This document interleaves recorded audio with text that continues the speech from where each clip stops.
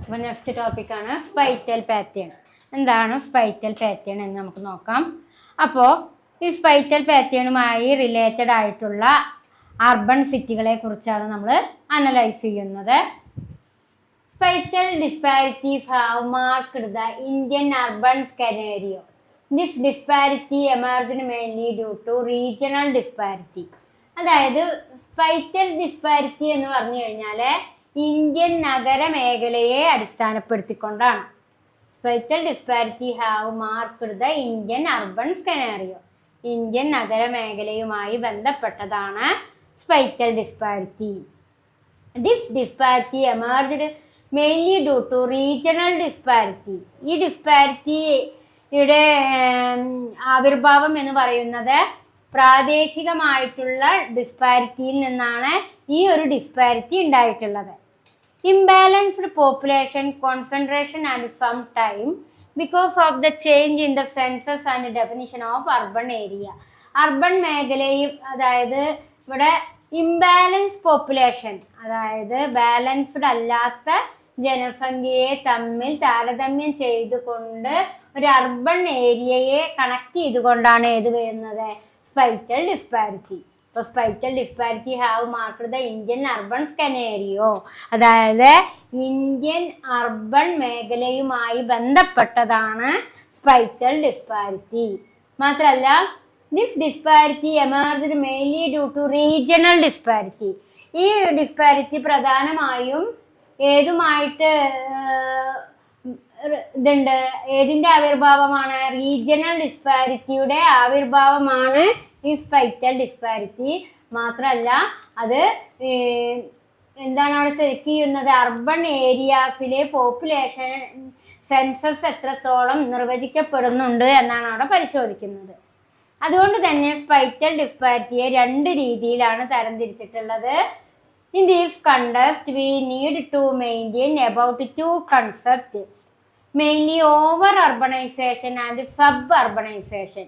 സ്പൈറ്റൽ ഡിസ്പാരിറ്റിയെ രണ്ട് രീതിയിൽ തരംതിരിച്ചിട്ടുണ്ട്, ഓവർ അർബണൈസേഷൻ ആൻഡും സബ് അർബണൈസേഷൻ. ഓവർ അർബണൈസേഷൻ എന്ന് പറഞ്ഞു കഴിഞ്ഞാൽ എന്താണ്, town or urban areas have certain limitation in accommodating population, providing civic amenities or catering to such needs as schooling, hospital, etc. അതായത് town or urban area have certain limitation accommodating population. അതായത് നഗരത്തെയും പിന്നെ urban ടൗണിനെയും അർബനെയും depend ചെയ്യുന്ന ആളുകളുടെ എണ്ണം കുറവ്. എന്തെല്ലാം കാര്യങ്ങൾക്ക്, സ്കൂളിങ്ങിനാണെങ്കിലും ഹോസ്പിറ്റലിനാണെങ്കിലും അതിനൊക്കെ ടൗണിനെയും അർബൻ ഏരിയയും town or urban area have certain limitation in accommodating population, providing civic amenity or catering to such needs of schooling, hospital. അതായത് സ്കൂളിന് വേണ്ടിയിട്ടും ഹോസ്പിറ്റലിന് വേണ്ടിയിട്ടും മാത്രം ടൗൺ ഏരിയയെ ഡിപ്പെൻഡ് ചെയ്യുക, ബാക്കിയുള്ള കാര്യങ്ങൾക്കൊന്നും അക്കോമഡേറ്റ് ചെയ്യാതിരിക്കുക.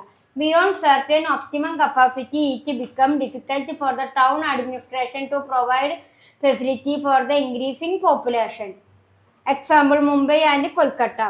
അതായത് ഓവർ അർബണൈസേഷൻ എന്ന് പറഞ്ഞു കഴിഞ്ഞാൽ ടൗൺ ഓർ അർബൻ ഏരിയാസിനെ എന്ത് ചെയ്യുന്നു, അക്കോമഡേറ്റ്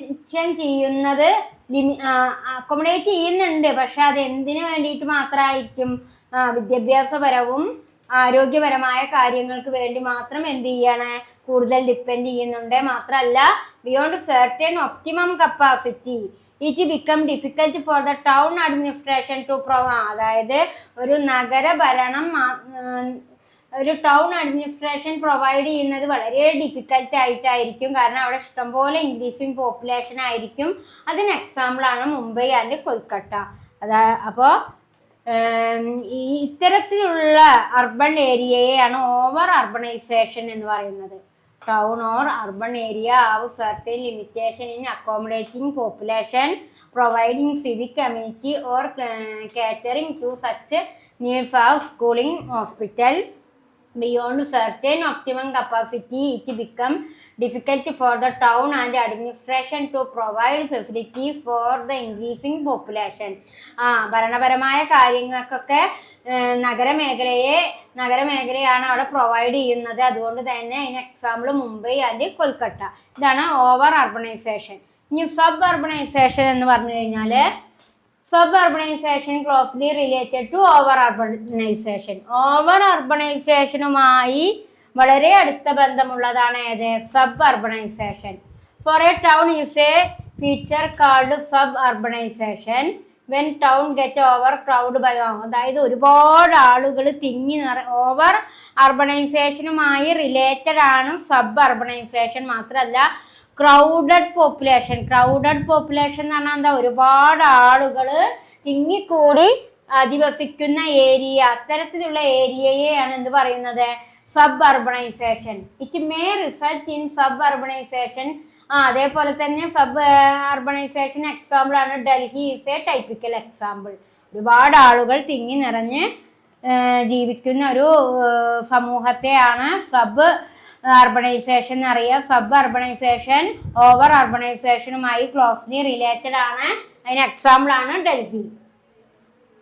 അതേപോലെ അതിൽ വരുന്ന കുറച്ച് സബ് പോയിന്റ് ആണ് a sharp increasing the urban. ഒരുപാട് അർബൺ ഏരിയകള് വർദ്ധിക്കുന്നുണ്ട് എന്നാ പറയുന്നത്. അതായത് non agricultural use of land. ഇവിടെ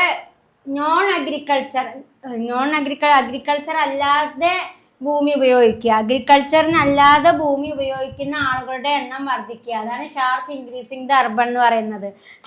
നഗരമേഖല വർദ്ധിച്ചുകൊണ്ടിരിക്കുക, കാർഷിക മേഖല കുറഞ്ഞുകൊണ്ട് നഗരമേഖല വർദ്ധിച്ചുകൊണ്ടിരിക്കുന്ന അവസ്ഥയായിരിക്കും.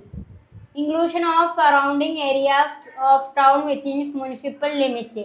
അതേപോലെ തന്നെ എല്ലാ ഏരിയകളിലൂടെയും എല്ലാ ടൗണുകളും എങ്ങനെയായിരിക്കും? മുനിസിപ്പൽ ലിമിറ്റിനായിരിക്കും, മുനിസിപ്പാലിറ്റിയുടെ നിയന്ത്രണത്തിലായിരിക്കും.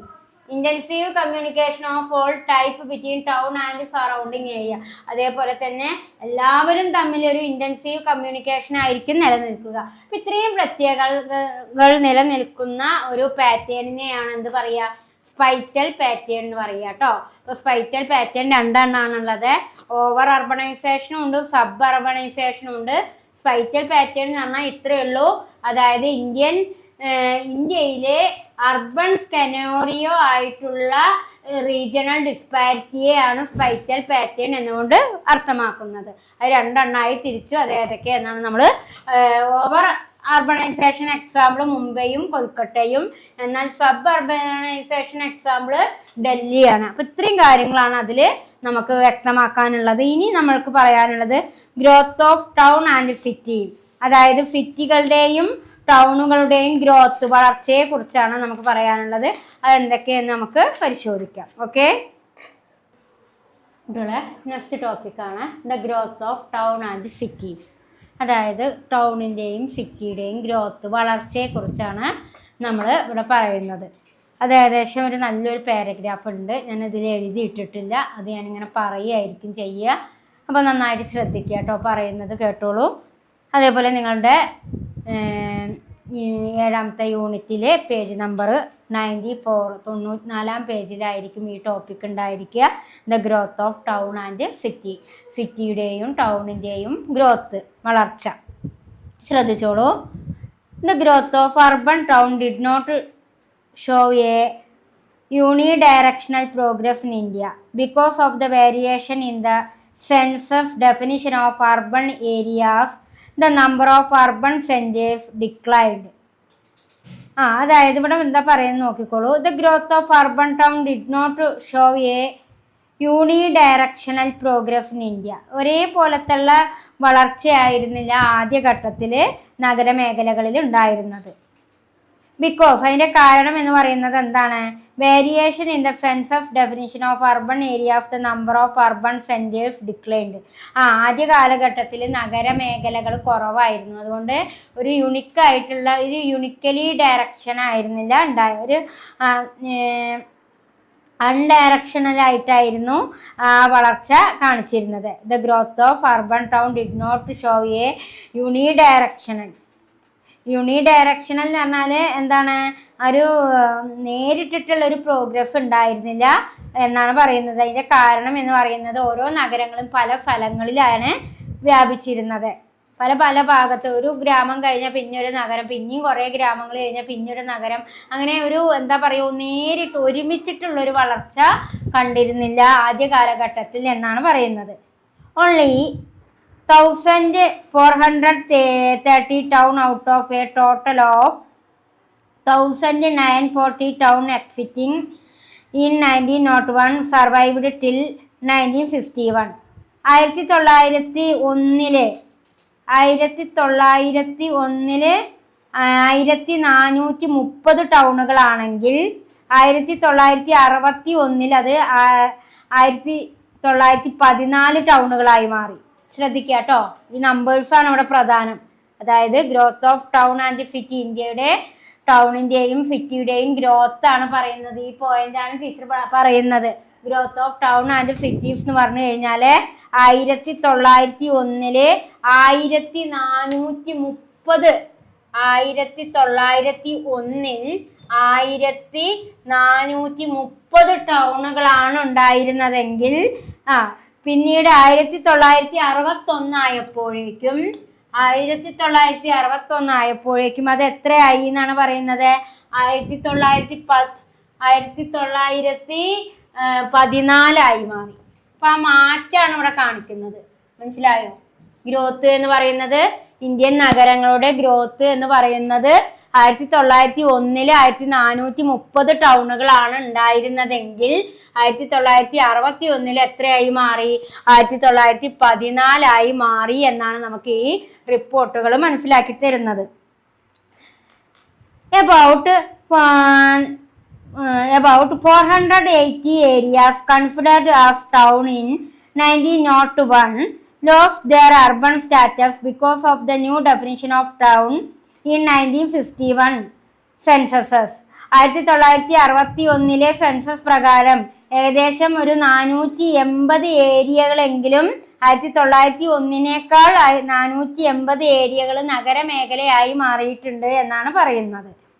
അതേപോലെ തന്നെ പിന്നെന്താണ്, it is for this reason that one can see the decrease in the number of town to 2700 in 1951 compared to 3015 in 1951.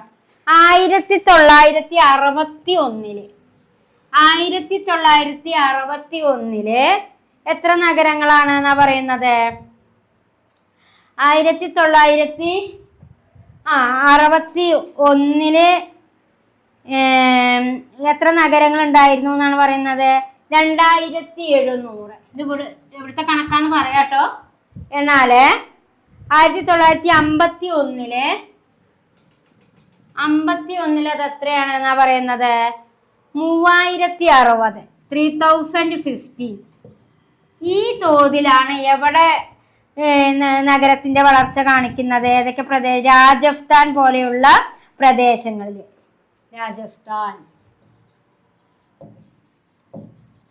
Rajasthan പോലുള്ള പ്രദേശങ്ങളിൽ ശരിക്ക് 61 കൂടേണ്ടത്. പക്ഷെ 51 3060 നഗരങ്ങൾ ഉണ്ടായിരുന്നെങ്കിൽ 61 കുറയുകയാണ് ചെയ്തത്. എത്രയായി? നഗരങ്ങൾ 2700 മാത്രമാണ്. നഗരമേഖല കുറഞ്ഞതായിട്ടാണ് ഇവിടെ ചൂണ്ടിക്കാണിക്കുന്നത് കേട്ടോ. In reason that one can see decreasing the number of town 2700 in 1951 compared to 3015 in 1951. For example, Rajasthan. അതേപോലെ തന്നെ ഇതുപോലെ ചില 10 വർഷം കൂടുമ്പോഴാണ് ഈ ടൗണുകളുടെ എണ്ണം കണക്കാക്കുന്നത്. പക്ഷെ 61 കൂടേണ്ട സ്ഥാനത്ത് ഇവിടെ കുറയുക ചെയ്തത്. 51 3060 ഉണ്ടായിരുന്നത് 61 ആയപ്പോഴേക്കും 2700 അർബൻ മേഖലയാണ് എവിടെ കാണപ്പെട്ടത്? രാജസ്ഥാനിൽ കാണപ്പെട്ടതായിട്ട് ഇവിടെ ചൂണ്ടിക്കാണിക്കുന്നത് കേട്ടോ. അതേപോലെ ചില നഗരങ്ങളിലൊക്കെ ഇത്തരത്തിലുള്ള ഒരു സ്ഥിതിവിശേഷം കാണുന്നുണ്ട് എന്നാണ് പറയുന്നത്. Similar decline has also been noticed. Andhra Pradesh, Karnataka, Maharashtra തുടങ്ങിയ മേഖലകളിലും ഇങ്ങനെ നഗരങ്ങൾ കുറഞ്ഞു വന്നതായിട്ട് കാണപ്പെടുന്നുണ്ട് എന്ന് ചൂണ്ടിക്കാണിക്കുന്നു. In the 1991 census, 4,689 places were identified as town against 4,029 in 1981 census.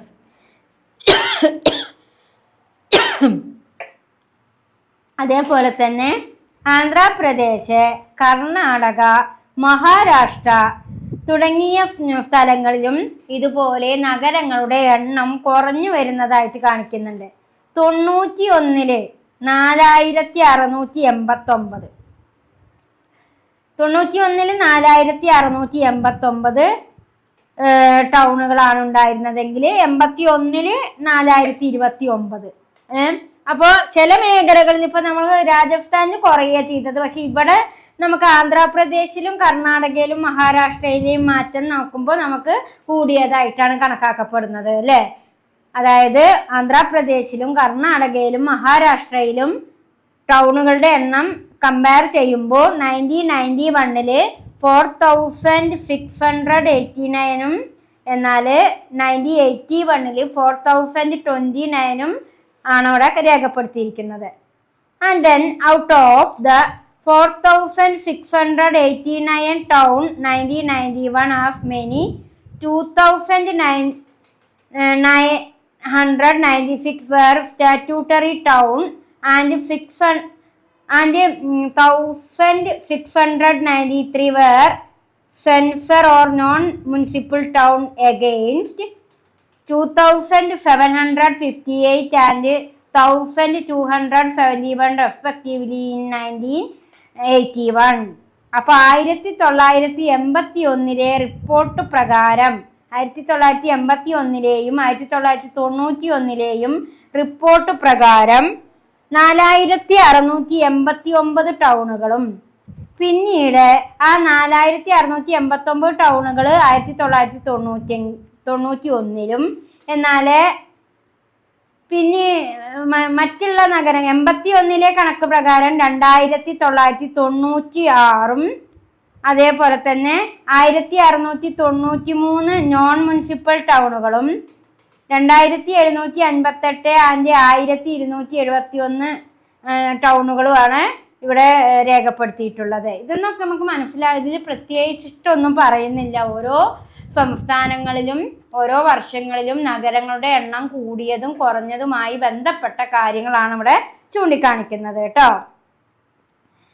The maximum number of town classified were from the state Punjab. ഏറ്റവും കൂടുതൽ ടൗൺ ക്ലാസിഫൈഡ് ചെയ്തിരുന്നത് പഞ്ചാബിലാണ്. 21 ടൗണുകളാണ് അവിടെ ക്ലാസിഫിക്കേഷൻ നടത്തിയിട്ടുള്ളത്. കർണാടകയിൽ 19 എണ്ണവും ആന്ധ്രാപ്രദേശിൽ 13 എണ്ണവും. And the maximum number of statutory town added in 1991 census from Madhya Pradesh. ഏറ്റവും കൂടുതൽ മധ്യപ്രദേശിലാണ് ഈ ടൗണുകൾ ക്ലാസിഫിക്കേഷൻ ചെയ്തത്. 91 ടൗണുകളാണ് അവിടെ ക്ലാസിഫിക്കേഷൻ ചെയ്തതായിട്ട് അറിയപ്പെടുന്നത്. However, 2011 census which recorded a rise in urban population and urbanization rate of 27.7% in whole country. അതേപോലെ 2001 റിപ്പോർട്ട് പ്രകാരം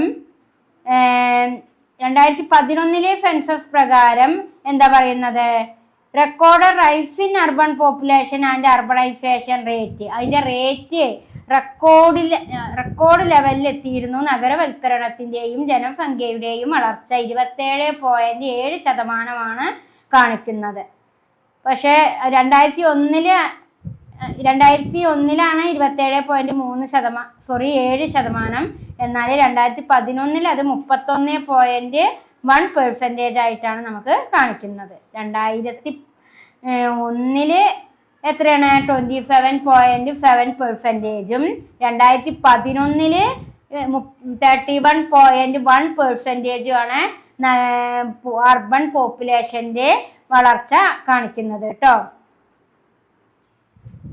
അപ്പൊ ഇത്രയും കാര്യങ്ങളാണ് അതിൽ നമുക്ക് ഗ്രോത്ത് ഓഫ് ടൗൺ ആൻഡ് സിറ്റീസിൽ നമുക്ക് പറയാനുള്ളത്. ഇനി നമുക്ക് നോക്കാനുള്ളത് variation in urbanisation among the സ്റ്റേറ്റും പോപ്പുലേഷൻ കോൺസെൻട്രേഷൻ ഇൻ ദ സിറ്റീസും ഗ്രോത്ത് ഓഫ് മെട്രോപൊളിറ്റൻ സിറ്റീസും. അത്രയും കാര്യങ്ങളാണ് നമുക്ക് നോക്കാനുള്ളത്. അതെന്താ എന്ന് നമുക്ക് പരിശോധിക്കാം. ഓക്കെ, അപ്പോൾ കുട്ടികളെ നമ്മൾ the growth of town and city പറഞ്ഞു കഴിഞ്ഞു. ഇനി അതിൽ വരുന്ന കുറച്ച് സബ് പോയിന്റ്സുകളാണ് പറയുന്നത്.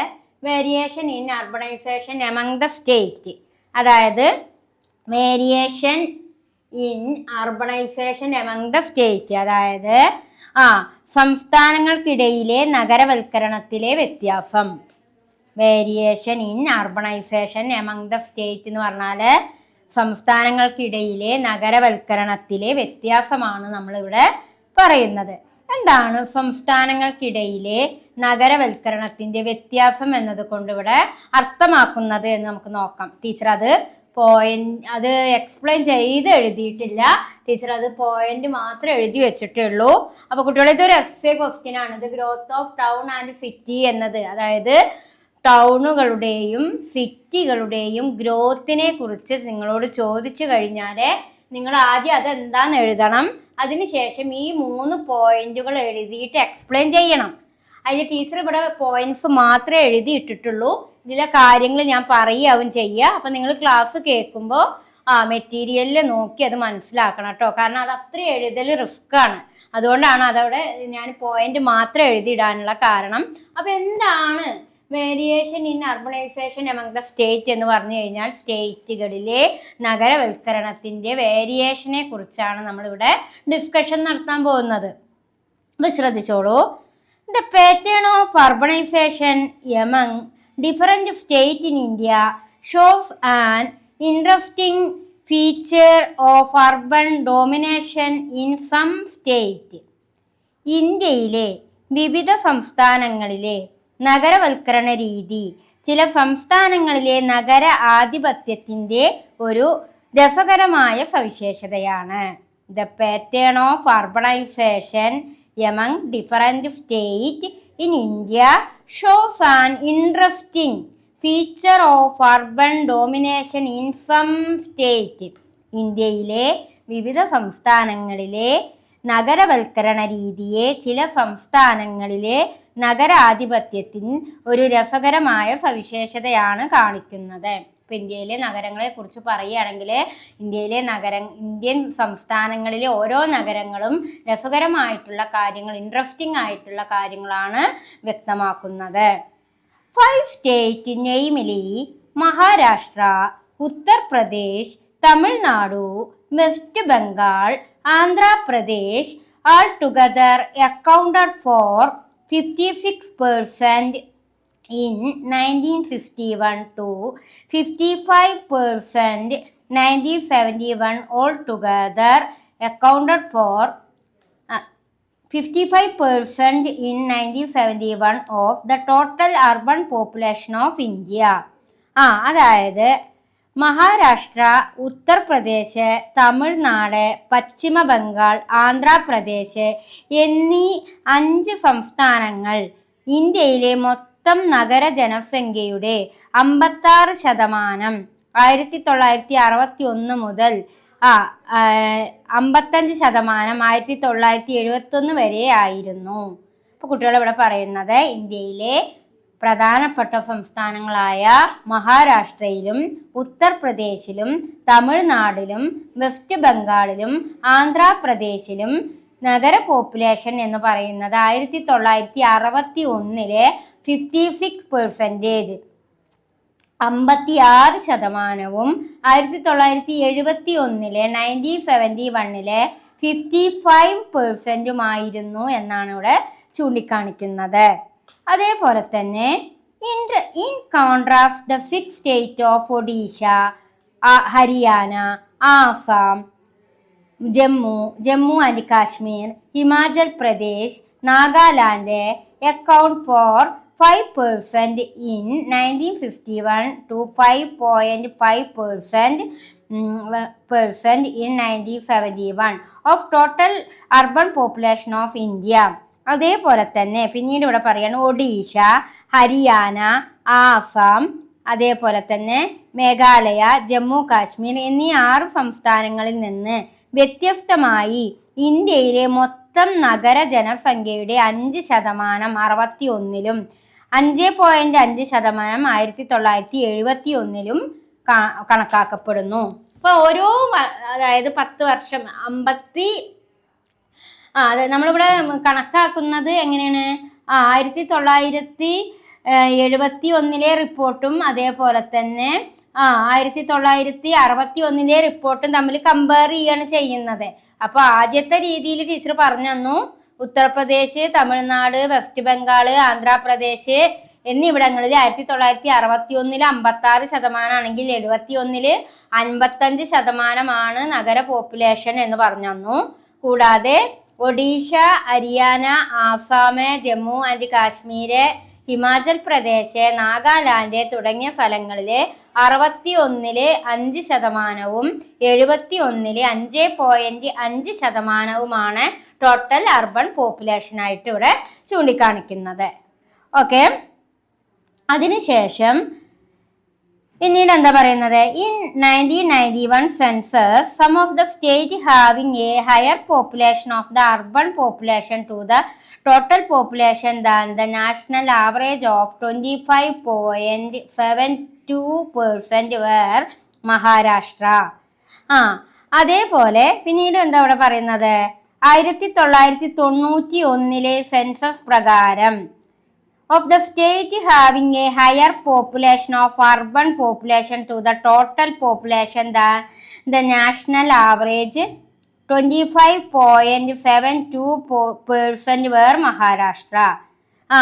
അതായത് ഇവിടെ ശ്രദ്ധിക്കുക, ഇന്ത്യയിലെ മൊത്തം നഗരസംഖ്യയുടെ 5% 1961 മുതലും 5.5% 1971 വരെയും ആയിരുന്നു എവിടെയൊക്കെ ഉണ്ടായിരുന്നത്? ഒഡീഷയിലും ജമ്മു കാശ്മീര് അതേപോലെ തന്നെ ഹരിയാന, ആസാം തുടങ്ങിയ സംസ്ഥാനങ്ങളിൽ ഉണ്ടായിരുന്നത് എന്നാണ് നമ്മൾ പറഞ്ഞത്. അതിനുശേഷം പിന്നീട് പറയുകയാണ്, ഹിമാചൽ പ്രദേശും നാഗാലാൻഡും 1991 സെൻസസ് പ്രകാരം ദേശീയ ശരാശരിയായ 25.72% ഉയർന്ന അനുപാതമുള്ള ചില സംസ്ഥാനങ്ങൾ മഹാരാഷ്ട്രയിലെ 35.73%, ഗുജറാത്തിലെ 34.40%, തമിഴ്നാടിലെ 34.20%, പശ്ചിമ ബംഗാളിലെ 27.39% എന്നിവയായിരുന്നു. അപ്പോ 1991 സെൻസസ് പ്രകാരം ദേശീയ ശരാശരിയായ 25.72%-നേക്കാൾ ഉയർന്ന അനുപാതമുള്ള ചില സംസ്ഥാനങ്ങളാണ് ഏതൊക്കെ? മഹാരാഷ്ട്രയിലും ഗുജറാത്തിലും തമിഴ്നാട്ടിലും പശ്ചിമ ബംഗാളിലും ഒക്കെ. കൂടാതെ പിന്നെന്താണ് അവിടെ ചൂണ്ടിക്കാണിക്കുന്നത്? ഇവിടെയൊക്കെ ഓരോ സംസ്ഥാനങ്ങളിലും ഓരോ വർഷങ്ങളിൽ ഉണ്ടായ നഗര പോപ്പുലേഷന്റെ ശതമാനമാണ് പറയുന്നത്. അതല്ലാതെ വേറെ ഒന്നും അവിടെ പറയാനില്ല കേട്ടോ. ഓരോ സംസ്ഥാനങ്ങളിലും 10 വർഷം കൂടുമ്പോൾ ആ സംസ്ഥാനങ്ങളിൽ ഉണ്ടായ നഗര പോപ്പുലേഷനിലുണ്ടായ ചേഞ്ചിനെസ് ആണ് അവിടെ ചൂണ്ടിക്കാണിക്കുന്നത്. അതേപോലെ as per the census 2001 Tamil Nadu 43.9% is the most urbanized state, followed by Maharashtra 42.4% and Gujarat 37.4%.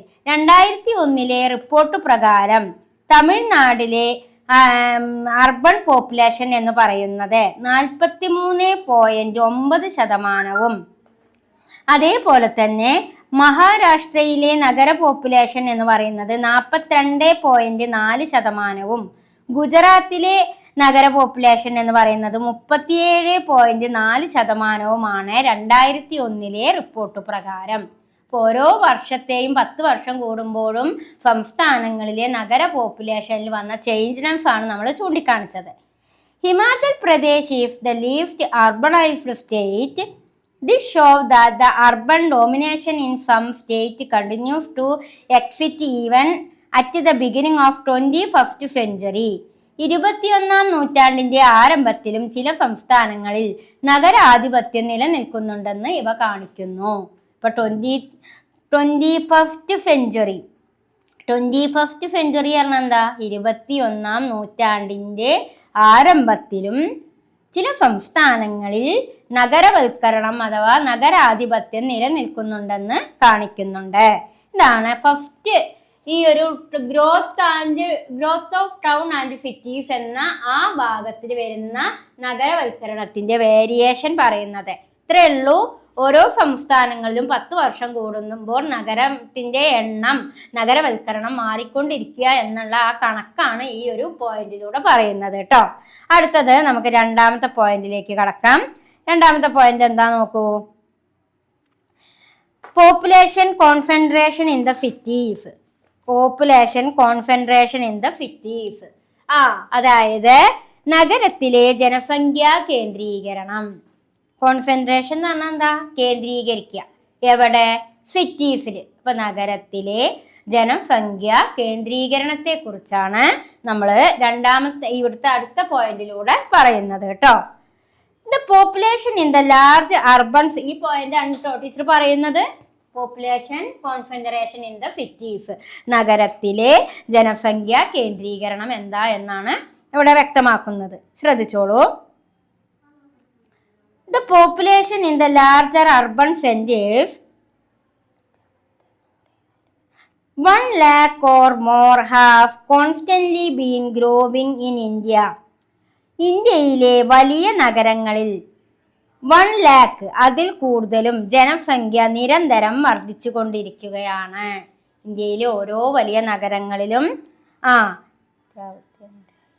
ഓരോ ലക്ഷത്തിന് മുകളില് ജനസംഖ്യ ഓരോ വർഷവും ലക്ഷക്കണക്കിന് ജനസംഖ്യ ഇങ്ങനെ ഗ്രോവിങ് ആയിക്കൊണ്ടിരിക്കുകയാണ് എന്നാണ് പോപ്പുലേഷൻ കോൺസെൻട്രേഷൻ ഇൻ ദ സിറ്റീസിൽ പറയുന്നത്. The population in the larger urban centres with 1 lakh or more have constantly been growing in India.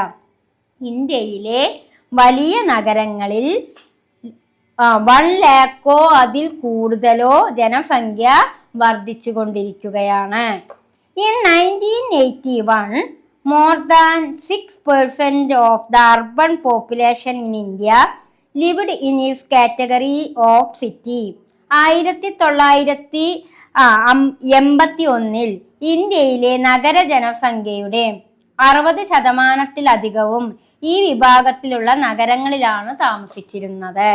1981 മുതൽ ഇന്ത്യയിലെ നഗര ജനസംഖ്യയുടെ 60% നഗരങ്ങളിലാണ് ആളുകൾ താമസിച്ചിരുന്നത് കൊണ്ടാണ് നഗരങ്ങളിലെ ജനസംഖ്യ വർദ്ധിക്കാനുള്ള കാരണം. ഇപ്പോൾ ഓരോ വർഷവും ലക്ഷക്കണക്കിന് ആളുകളാണ് നഗരത്തിൽ പെരുകുന്നത്. അത് പെരുകാനുള്ള കാരണം എന്ന് പറയുന്നത് എന്താണ്? അതായത് 1981 മുതൽ നഗര ജനസംഖ്യയുടെ 60% ഇന്ത്യയിലെ നഗരങ്ങളിലാണ് താമസിച്ചിരുന്നത്. അതുകൊണ്ടാണ് നഗരത്തിലെ ജനങ്ങൾ വർദ്ധിക്കാനുള്ള കാരണം. നഗരത്തില് ലക്ഷക്കണക്കിന് ജനസംഖ്യ ആവാനുള്ള കാരണം എന്ന് പറയുന്നത് എന്തുകൊണ്ടാണ്? 1981 മുതൽ ഇന്ത്യയിലെ നഗര ജനസംഖ്യയുടെ 60% ആളുകൾ എവിടെയാണ് താമസിക്കുന്നത്? നഗരമേഖലയിലാണ് താമസിക്കുന്നത്. 1997 ആയപ്പോഴേക്കും by 1991 their rate reached almost 55%. 1991 ആയപ്പോഴേക്കും അത് 65% മാറി. 81 60% ആളുകളും നഗരത്തെ ഡിപ്പെൻഡ് ചെയ്തിട്ടാണ് ആശ്രയിച്ചിട്ടാണ് ജീവിച്ചിരുന്നതെങ്കിൽ 91 ആയപ്പോഴേക്കും അത് 65% മാറി. Out of the total number of town according to the 1991 census, in 300 cities the population exceed 1 lakh each. അതേപോലെ തന്നെ പിന്നീട് ഇവിടെ എന്താണ് ചൂണ്ടിക്കാണിക്കുന്നത്? ഏകദേശം 1991 ആയപ്പോഴേക്കും നഗര ജനസംഖ്യ 65% എത്തുകയും 1991 സെൻസസ് പ്രകാരം ആകെ പട്ടണങ്ങളുടെ എണ്ണത്തിൽ 330 നഗരങ്ങളിൽ ഓരോന്നിലും ജനസംഖ്യ 1,00,000 കവിയുന്നതായി കണ്ടു. 1991 ആയപ്പോഴേക്കും നഗരമേഖലയിലെ ഓരോ ലക്ഷത്തിൽ കൂടുതൽ ജനസംഖ്യ നഗരമേഖലയിൽ താമസിക്കുന്നതായിട്ട് കണ്ടു എന്നാണ് പറയുന്നത്. ഓരോന്നിലും ജനസംഖ്യ 1,00,000 കവിയുന്നതായിട്ട് ശ്രദ്ധയിൽപ്പെട്ടു.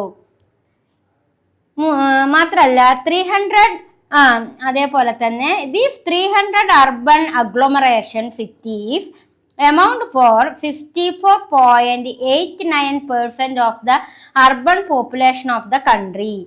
അതേപോലെ പിന്നീട് പറയാണ് 300 നഗര സംയോജനങ്ങൾ നഗരങ്ങൾ രാജ്യത്തെ നഗര ജനസംഖ്യയുടെ 64.89%. 300 നഗര സംയോജനങ്ങൾ നോക്കിക്കഴിഞ്ഞു കഴിഞ്ഞാല് ആ നഗരങ്ങളിൽ ഏകദേശം എത്രത്തോളം ജനം വരുന്നുണ്ട്? 64.89%. കൂടാതെ in the case of Maharashtra and west Bengal the share of class 1 urban agglomeration cities in the urban population high being 77.85% and 81.71% respectively. അതേപോലെ തന്നെ പിന്നെ എന്താണ് അവിടെ ചൂണ്ടിക്കാണിക്കുന്നത്? മഹാരാഷ്ട്രയിലും പശ്ചിമ ബംഗാളിലും നഗരജനസംഖ്യയില് നഗര സംയോജനങ്ങൾ അതല്ലെങ്കിൽ നഗരങ്ങളുടെ പങ്ക് ഉയർന്നതാണ്. ഇത് യഥാക്രമം 77.85%, 81.71%. അപ്പൊ മഹാരാഷ്ട്രയും അതേപോലെ തന്നെ പശ്ചിമ ബംഗാളൊക്കെ താരതമ്യം ചെയ്യുകയാണെങ്കിൽ നഗര ജനസംഖ്യ എന്ന് പറയുന്നത് എത്രമാത്രം ഉയർന്നതാണ്? 77.85%, 81.7% ഉയർന്നതാണ്. Class urban agglomeration city contribute about 2/3 of the urban population in the state of Andhra Pradesh, Gujarat, Karnataka, Kerala, Meghalaya and Tamil Nadu. കൂടാതെ ആന്ധ്രാപ്രദേശ്, ഗുജറാത്ത്, കർണാടക, കേരളം, മേഘാലയ, തമിഴ്നാട് എന്നീ സംസ്ഥാനങ്ങളിലെ നഗര ജനസംഖ്യയുടെ 2/3 ഇന്ന് നഗര സംയോജനങ്ങളായി മാറിയിരിക്കുന്നു.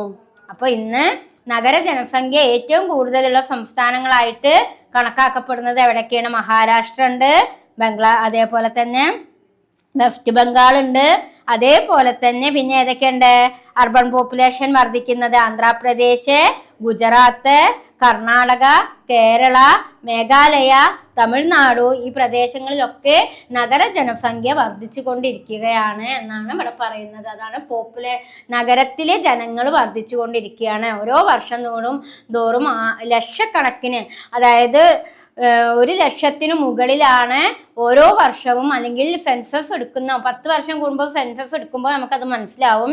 വർഷം തോറും ലക്ഷക്കണക്കിന് ആളുകളാണ് ഈ സംസ്ഥാനങ്ങളിൽ വർദ്ധിച്ചു കൊണ്ടിരിക്കുന്നത്. അതാണ് population concentration in the cities എന്ന് പറയുന്നത്.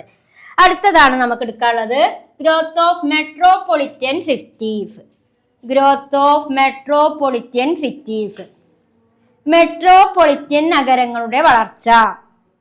എന്താണ് മെട്രോപൊളിറ്റൻ നഗരങ്ങളുടെ വളർച്ച എന്ന് നമുക്ക് പരിശോധിക്കാം. കുട്ടികളെ, നമ്മൾ 2 പോയിന്റുകളാണ് പറഞ്ഞു കഴിഞ്ഞാൽ നെക്സ്റ്റ് പോയിന്റ് ആണ് ഗ്രോത്ത് ഓഫ് മെട്രോപൊളിറ്റൻ. എന്താ മെട്രോപൊളിറ്റൻ സിറ്റി പറഞ്ഞാല്? മെട്രോപൊളിറ്റൻ നഗരങ്ങൾ എന്ന് പറഞ്ഞു കഴിഞ്ഞാൽ എന്താണ് ഉദ്ദേശിക്കുന്നത്? എന്താണ് മെട്രോപൊളിറ്റൻ നഗരങ്ങളുടെ പ്രത്യേകത? എന്തൊക്കെ കാര്യങ്ങളാണ് അവിടെ ഉണ്ടായിരിക്കുക? അങ്ങനെ ഒരുപാട് ഫീച്ചേഴ്സുകളുണ്ട് മെട്രോപൊളിറ്റൻ നഗരങ്ങൾക്ക്, അല്ലേ? നമുക്കറിയാം, ഇപ്പോൾ കേരളത്തിൻ്റെ മെട്രോപൊളിറ്റൻ നഗരങ്ങൾ എന്ന് പറഞ്ഞു കഴിഞ്ഞാൽ എറണാകുളവും കോഴിക്കോടുമാണ്, അല്ലേ?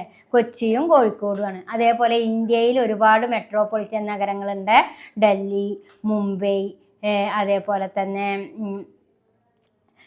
പിന്നെ മദ്രാസ് തുടങ്ങി ഇൻഡസ്ട്രിയൽ സ്റ്റേറ്റുകളാണ് അവയൊക്കെ.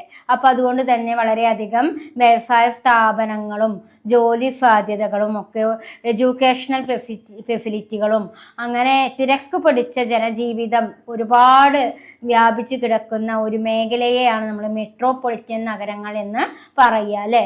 അപ്പോൾ ഇന്ത്യയിലെ മെട്രോപൊളിറ്റൻ നഗരങ്ങളുടെ വളർച്ചയെക്കുറിച്ചാണ് ഈ ഗ്രോത്ത് ഓഫ് ടൗൺ ആൻഡ് സിറ്റീസിലെ ഇന്ത്യയിലെ ഗ്രോത്ത് ഓഫ് മെട്രോപൊളിറ്റൻ സിറ്റീസിനെ കുറിച്ചാണ് നമ്മൾ വിവരിക്കുന്നത്. അപ്പോൾ കുട്ടികളെ ഇതൊക്കെ കാര്യങ്ങൾ മനസ്സിലാക്കി നിങ്ങളതായൊരു രീതിയിൽ എഴുതിയാൽ മതി. ഇതിൻ്റെയൊക്കെ ബേസ് പറയണത് എന്താണ്? നഗരങ്ങളുടെ വളർച്ച, നഗരത്തിൽ ജനസംഖ്യ എങ്ങനെ വർദ്ധിക്കുന്നുണ്ട്, ഓരോ വർഷവും ജനസംഖ്യയുടെ വർധനവ് എത്രയാണ്, അത് എത്ര ശതമാനമാണ്, ഓരോ സംസ്ഥാനത്തിലും എത്ര വർധനമാണ്, അത്തരം കാര്യങ്ങളൊക്കെ ഒന്ന് ഫോക്കസ് ചെയ്തിട്ട് ഈ പോയിന്റുകൾ മനസ്സിലാക്കിയാൽ തന്നെ നിങ്ങൾക്ക് ഈ ഒരു ടോപ്പിക്ക് എഴുതാൻ കഴിയും കേട്ടോ. അപ്പോൾ നമുക്ക് ഗ്രോത്ത് ഓഫ് മെട്രോപൊളിറ്റൻ സിറ്റീസിൽ എന്തൊക്കെയാണ് പ്രതിപാദിക്കുന്നത് എന്ന് നോക്കാം. In India, Kolkata was the only city with a population of over a million in 1901. 1901 10 ലക്ഷം അധികം ജനസംഖ്യയുള്ള ഇന്ത്യയിലെ ഏക നഗരം കൊൽക്കത്തയായിരുന്നു. കൽക്കട്ട 1901 സെൻസസ് റിപ്പോർട്ട് പ്രകാരം ഏകദേശം 10 ലക്ഷത്തിലധികം ആളുകൾ ഒന്നിച്ച് താമസിക്കുന്ന ഒരു നഗരമായിരുന്നു ഇന്ത്യയിലെ കൊൽക്കട്ട നഗരം. ഇത്രയും തിരക്ക് പിടിച്ച നഗരമായിട്ടാണ് കൊൽക്കട്ടയെ കാണുന്നത്. അതിനുശേഷം Mumbai cross the 1 million marked by 1911. അതേപോലെ തന്നെ 1911 മുംബൈ പക്ഷേ കൊൽക്കത്തയെ മറികടന്നു. ആദ്യം 1901 1901 10 ലക്ഷത്തിലധികം ആളുകൾ തിങ്ങിപ്പാർക്കുന്ന ഒരു നഗരമായിട്ടാണ് കൊൽക്കട്ടയെ പരിഗണിച്ചിരുന്നതെങ്കിൽ അത് 1911 ആയപ്പോഴേക്കും കൊൽക്കട്ടയേക്കാൾ മറികടന്നു ഏത് സംസ്ഥാനം? മുംബൈ. കാരണം അവിടെ 1911 മുംബൈ 10 ലക്ഷത്തിനേക്കാൾ മറികടക്കുകയും അങ്ങനെ till 1941 there were only these 2 cities in the category. 1941 വരെ ഈ വിഭാഗത്തിൽ ഈ 2 നഗരങ്ങൾ മാത്രമേ നിലനിന്നിരുന്നുള്ളൂ. കൊൽക്കട്ടയും മുംബൈയുമായിരുന്നു 10 ലക്ഷത്തിൽ കൂടുതൽ ജനങ്ങൾ തിങ്ങി അധിവസിക്കുന്ന നഗരമായിട്ട് ഏകദേശം 1941 വരെ നിലനിന്നത്. അതാണ് അവിടെ പറയുന്നത്. അതാണ് മെട്രോപൊളിറ്റൻ സിറ്റിയുടെ പ്രത്യേകത.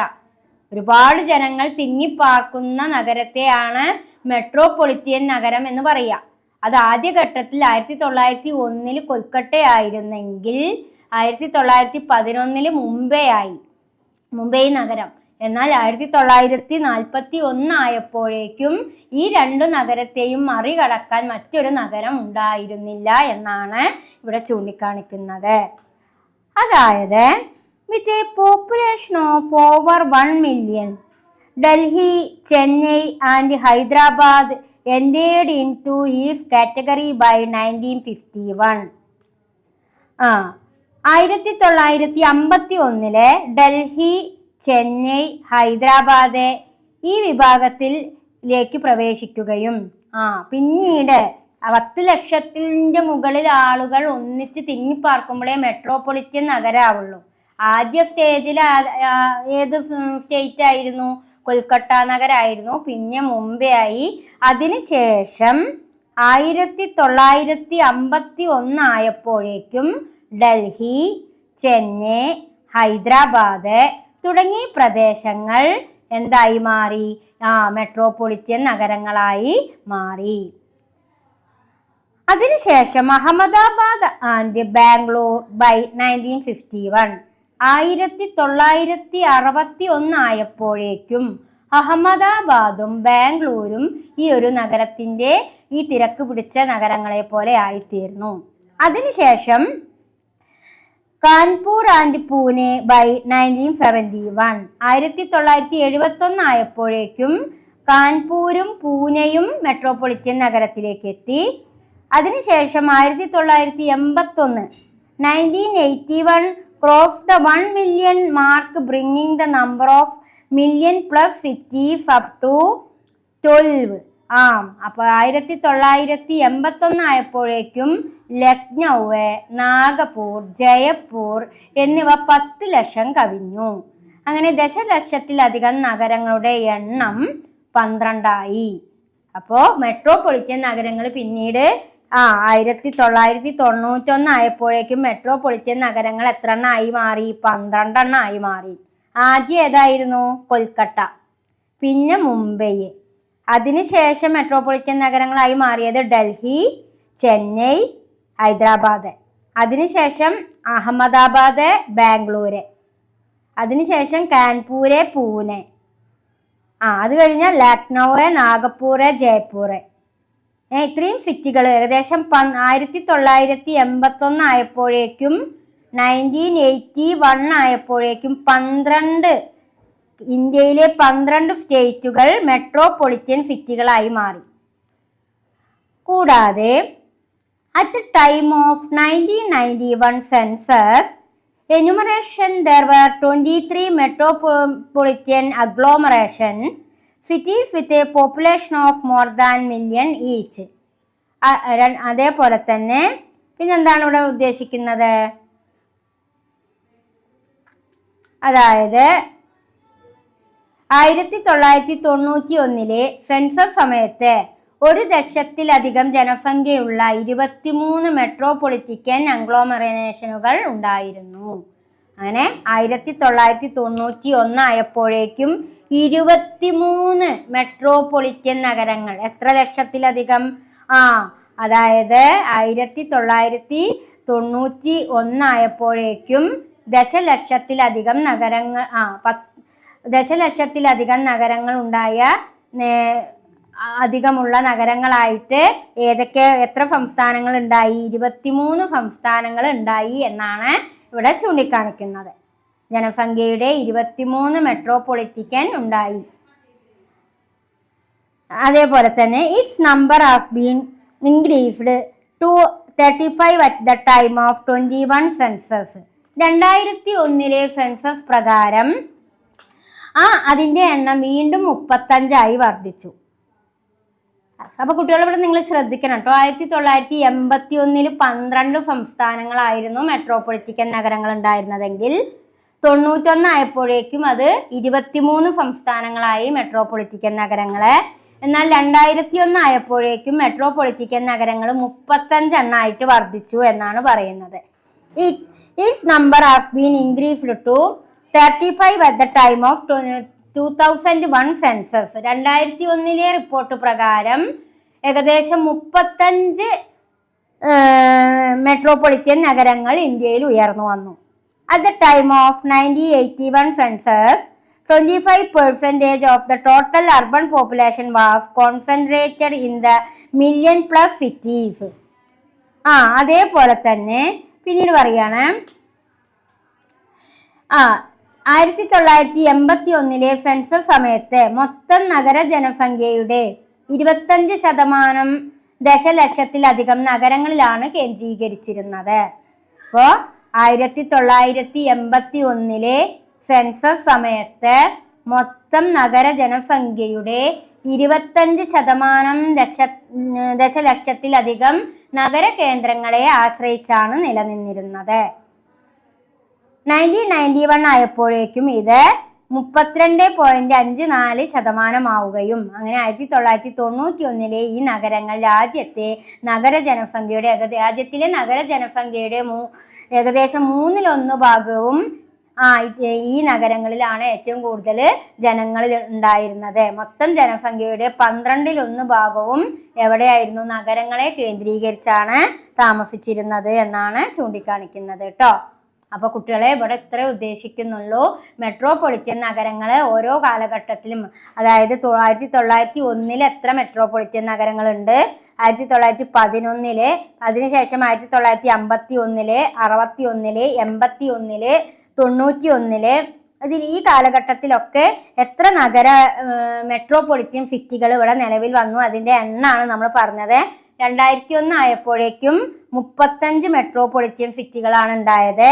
അതേപോലെ തന്നെ 2001 റിപ്പോർട്ട് പ്രകാരം നഗരങ്ങളുടെ ജനസംഖ്യ എന്ന് പറയുന്നത് 25% ആളുകളും, മൊത്തത്തിലുള്ള പോപ്പുലേഷൻ നോക്കുകയാണെങ്കിൽ അതിൽ 25% ആളുകളും എവിടെ തന്നെയാണ് താമസിക്കുന്നത്? നഗരമേഖലയെ ആശ്രയിച്ചാണ് താമസിക്കുന്നത് എന്നാണ് ഇവിടെ വ്യക്തമാക്കുന്നത്. അപ്പൊ ഇത്രയും കാര്യങ്ങളൊക്കെയാണ് ഗ്രോത്ത് ഓഫ് മെട്രോപൊളിറ്റൻ സിറ്റീസിൽ പറയാനുള്ളത്. ഇനിയും അതിൻ്റെ അടിയിൽ ഈ സിറ്റികളെ കുറിച്ച് ഇങ്ങനെ പറയുന്നുണ്ട്. പക്ഷേ ടീച്ചർ ആദ്യത്തെ പാരഗ്രാഫാണ് അതിൽ ഇമ്പോർട്ടൻ്റ്, അതാണ് പറഞ്ഞു കഴിഞ്ഞത്. അത് നന്നായിട്ട് മനസ്സിലാക്കുക കേട്ടോ. അപ്പോൾ ഈ ഗ്രോത്ത് ഓഫ് ടൗൺ ആൻഡ് സിറ്റീസിലെ 3 പോയിന്റ്സ് ആണ് പറഞ്ഞു തന്നത്. ആ 3 പോയിന്റ്സിനെയും പ്രധാനപ്പെട്ട കാര്യങ്ങൾ ക്ലാസ് എടുത്തു തന്നു. ഇനി ഇതിൽ എന്ത് ഡൗട്ട് ഉണ്ടെങ്കിലും നിങ്ങൾക്ക് ലൈവ് ക്ലാസ് കയറുമ്പോൾ ഡിസ്കഷൻ ചെയ്യാം കേട്ടോ. ഓക്കെ, നെക്സ്റ്റ് ടോപ്പിക്കാണ് മൈഗ്രേഷൻ. എന്താണ് മൈഗ്രേഷൻ എന്ന് പറഞ്ഞാൽ കുടിയേറ്റം അല്ലേ? എന്തിനു വേണ്ടിയിട്ടാണ് നമ്മൾ കുടിയേറുക? പല തൊഴിൽ മേഖലകൾ കണ്ടെത്തുന്നതിനും എഡ്യൂക്കേഷണലായിട്ടും വിസിറ്റിങ്ങിന് വേണ്ടിയിട്ടും ചില പ്രദേശങ്ങൾ കാണുന്നതിന് വേണ്ടിയിട്ടും അങ്ങനെ ഒരുപാട് ആവശ്യങ്ങൾക്ക് വേണ്ടി നമ്മൾ മൈഗ്രേഷൻ ചെയ്യാറുണ്ട് അല്ലേ? അതേപോലെ പലായനം ചെയ്യാറുണ്ട്. അതേപോലെ ചില സാഹചര്യങ്ങളിൽ നമ്മൾ യുദ്ധമൊക്കെ ഉണ്ടാകുമ്പോൾ നാട് കടത്തപ്പെടാറുണ്ട്. അങ്ങനെ പല കാര്യങ്ങൾക്ക് വേണ്ടിയും നമ്മൾ നമ്മളുടെ രാജ്യത്ത് നിന്നും മറ്റൊരു രാജ്യത്തേക്ക് മൈഗ്രേറ്റ് ചെയ്യപ്പെടാറുണ്ട്. അപ്പോൾ എന്താണ്? അപ്പോൾ നഗരവൽക്കരണത്തിൻ്റെ മറ്റൊരു പ്രധാന ഘടകം, ഫാക്ടറാണ് എന്ത്? മൈഗ്രേഷൻ എന്ന് പറയുന്നത് കേട്ടോ. അവിടെ ശ്രദ്ധിച്ചോളൂ. In the process of urbanization in India, migration of the rural people to the urban areas has been continuous and is an important features. അതായത് ഇന്ത്യയിലെ നഗരവൽക്കരണ പ്രക്രിയയിൽ നഗരപ്രദേശങ്ങളിലേക്കുള്ള ഗ്രാമീണ ജനതയുടെ കുടിയേറ്റം തുടർച്ചയായി നടന്നിട്ടുണ്ട്. In the process urbanization in India, migration of the rural people to the urban areas has been continuous and is an important feature. അതായത് നഗരവൽക്കരണ പ്രക്രിയയുടെ ഭാഗമായി ഗ്രാമീണ മേഖലയിൽ നിന്ന് ഒരുപാട് ആളുകൾ നഗരമേഖലയിലേക്ക് പലായനം ചെയ്യപ്പെട്ടിട്ടുണ്ട്. അത് മൈഗ്രേഷൻ്റെ ഒരു ഇമ്പോർട്ടൻ്റ് ഫീച്ചറാണ്, പ്രത്യേകതയാണ്. അപ്പോൾ അർബണൈസേഷൻ്റെ ഭാഗമായിട്ടാണ് റൂറൽ ഏരിയകളിൽ നിന്നും ആളുകൾ എവിടേക്ക് പലായനം ചെയ്യപ്പെട്ടത്? നഗരമേഖലയിലേക്ക് പലായനം ചെയ്യപ്പെട്ടത്. അങ്ങനെ തുടർച്ചയായിട്ടുള്ള ഈ കുടിയേറ്റം എന്ന് പറയുന്നത് ഇതിൻ്റെ മൈഗ്രേഷൻ്റെ ഒരു പ്രധാന ഫ്യൂച്ചർ സവിശേഷതയായിട്ടാണ് ചൂണ്ടിക്കാണിക്കുന്നത്. The Urban Commission of India viewed rural urban migration to be of vital importance for the development of rural area. ഗ്രാമീണ നഗര കുടിയേറ്റം ഗ്രാമീണ മേഖലകളുടെ വികസനത്തിന് നിർണായകമാണ്.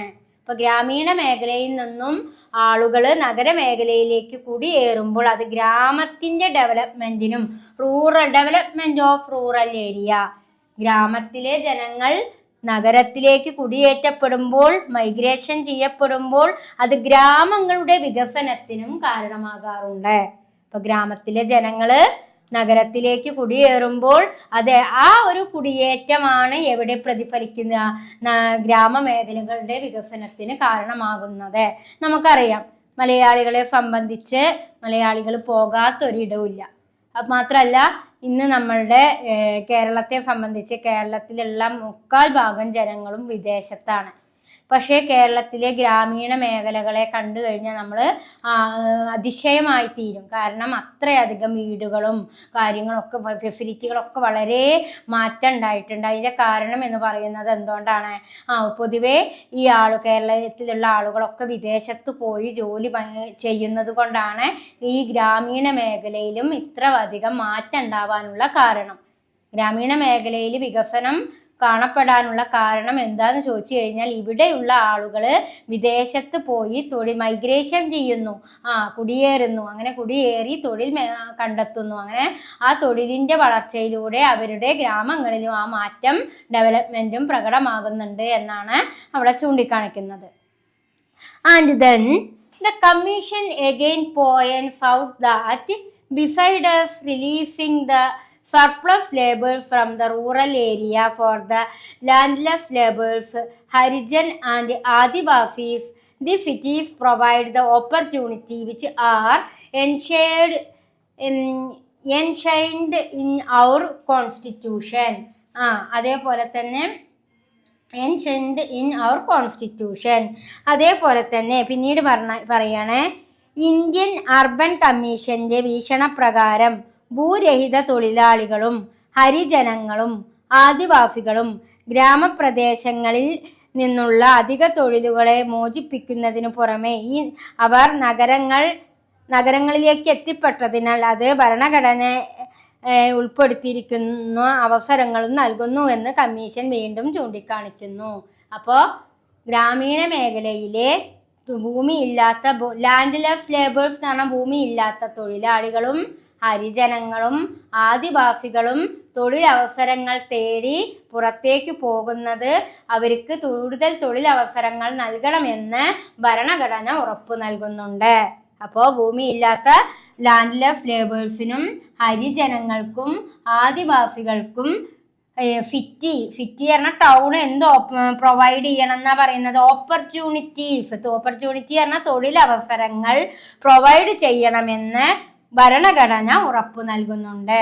The commission again point out that, അതായത് Indian urban commission again point out that എന്ന് പറഞ്ഞാൽ എന്താണ്, ഇന്ത്യൻ നഗര കമ്മീഷന്റെ വീക്ഷണപ്രകാരം ഇന്ത്യയിലെ തൊഴിൽ രഹിതരായിട്ടുള്ള ആളുകൾക്കും ലാൻഡ്ലെസ് ലേബേഴ്സിനും ഭൂമിയില്ലാത്ത തൊഴിലാളികൾക്കും ഹരിജനങ്ങൾക്കും ആദിവാസികൾക്കും പ്രത്യേകം സിറ്റികളിൽ അവർക്ക് തൊഴിലവസരങ്ങൾ എംപ്ലോയ്മെന്റ് ഓപ്പർച്യൂണിറ്റികൾ പ്രൊവൈഡ് ചെയ്യണമെന്ന് ഭരണഘടന ഉറപ്പു നൽകുന്നുണ്ട്.